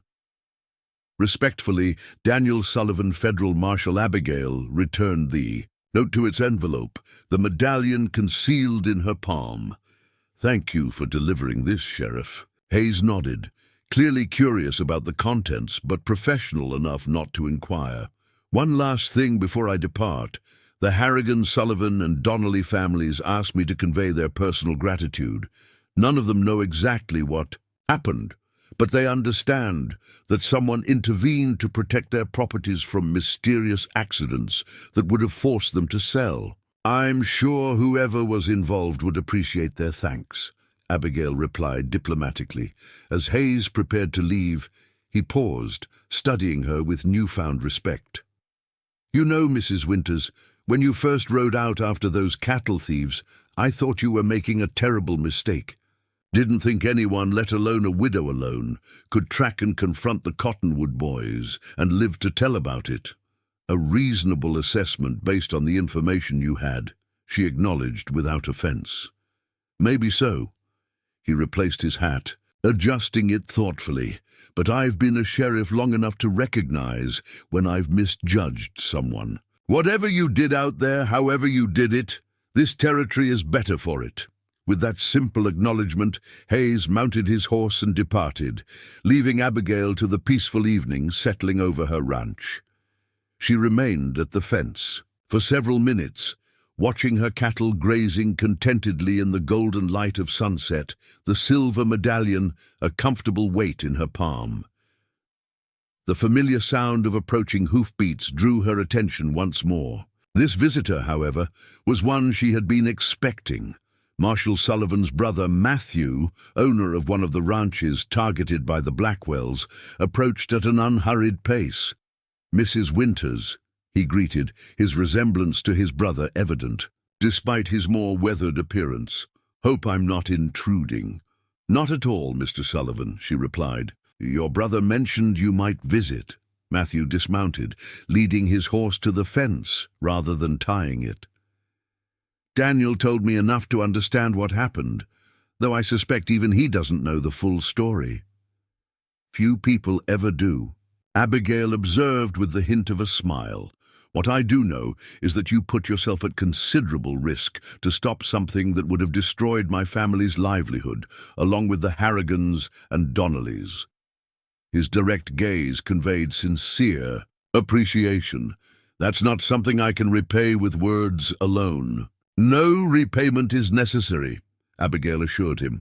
I was pursuing my own property. The larger conspiracy was something I discovered along the way. Matthew nodded thoughtfully. Daniel mentioned you were once someone else, before you were a rancher's. Wife and widow. Said you had skills that saved both your lives in that mine. She remained silent, neither confirming nor denying his implied question. Whoever you were then, he continued, respecting her privacy, I'd like to propose a more immediate consideration. The three families, Sullivan, Harrigan, and Donnelly, have discussed establishing a cooperative security arrangement. With the Railway Consortium still pushing for access to our properties. Even after the Blackwell's arrest, we need people we can trust, watching our boundaries. Abigail raised an eyebrow. You're offering me employment? I'm offering you a partnership, Matthew clarified. Equal share in the security cooperative, with compensation commensurate to the skills you bring. We need someone who can anticipate threats before they materialize, someone who sees what others miss. The proposal was unexpected but not unwelcome. Her confrontation with the Cottonwood boys had reawakened aspects of herself long dormant, skills and perspectives that felt natural, despite years of disuse. The idea of applying those abilities in a constructive capacity, protecting honest families rather than tracking enemies, held undeniable appeal. I'll consider it, she replied, her tone suggesting more receptiveness than her words alone conveyed. Matthew seemed satisfied with this response. That's all I ask. The offer remains open whenever you decide. As he prepared to depart, a final question formed in Abigail's mind. Your brother. Did he mention anything about Patterson? Whether they've located him or his financial backers? Matthew's expression darkened slightly. Only that Patterson disappeared before federal agents could apprehend him.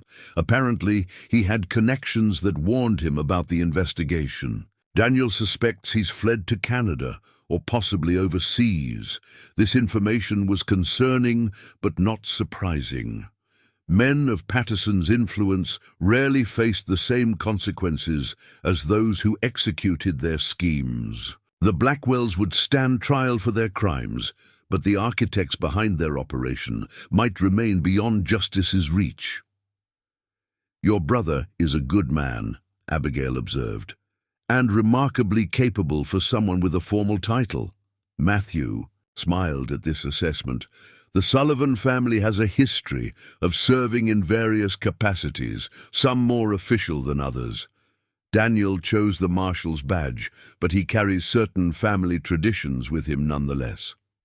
This cryptic response suggested layers to Sullivan's background that paralleled her own, official roles concealing specialized training and experiences. It explained much about their effective partnership during the confrontation at the mine. After Matthew Sullivan's departure, Abigail returned to her cabin as twilight deepened across the valley.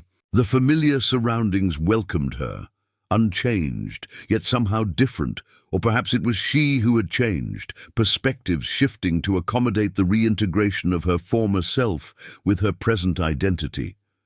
From a cedar chest at the foot of her bed, she retrieved the leather-bound journal she had maintained during the pursuit. Its pages documented not just the tracking of the Cottonwood boys, but her own rediscovery of capacities long unused. The precision observations, tactical assessments, and strategic planning represented more than just the tools that had allowed her to recover her cattle. They reflected the essence of who she had always been, regardless of name or circumstance. Abigail added a final entry, recording the events of recent days and the unexpected opportunities they had created. The security cooperative Matthew Sullivan proposed represented a potential new chapter, one that honored both her past experiences and her present circumstances. As night settled over the ranch, she stood on her porch, watching stars emerge above the familiar landscape. The silver medallion rested in her palm, its weight comfortable and familiar. After a moment's contemplation, she slipped it into her pocket rather than returning it to the cedar chest. Some aspects of oneself, once reclaimed, deserved acknowledgement, rather than concealment. The Cottonwood boys had indeed stolen from a widow's ranch, unaware of who she truly was. Their mistake had cost them everything, while returning to Abigail something beyond mere cattle, a reconnection with the entirety of her identity and capabilities, Eagle Eye and Abigail Winters.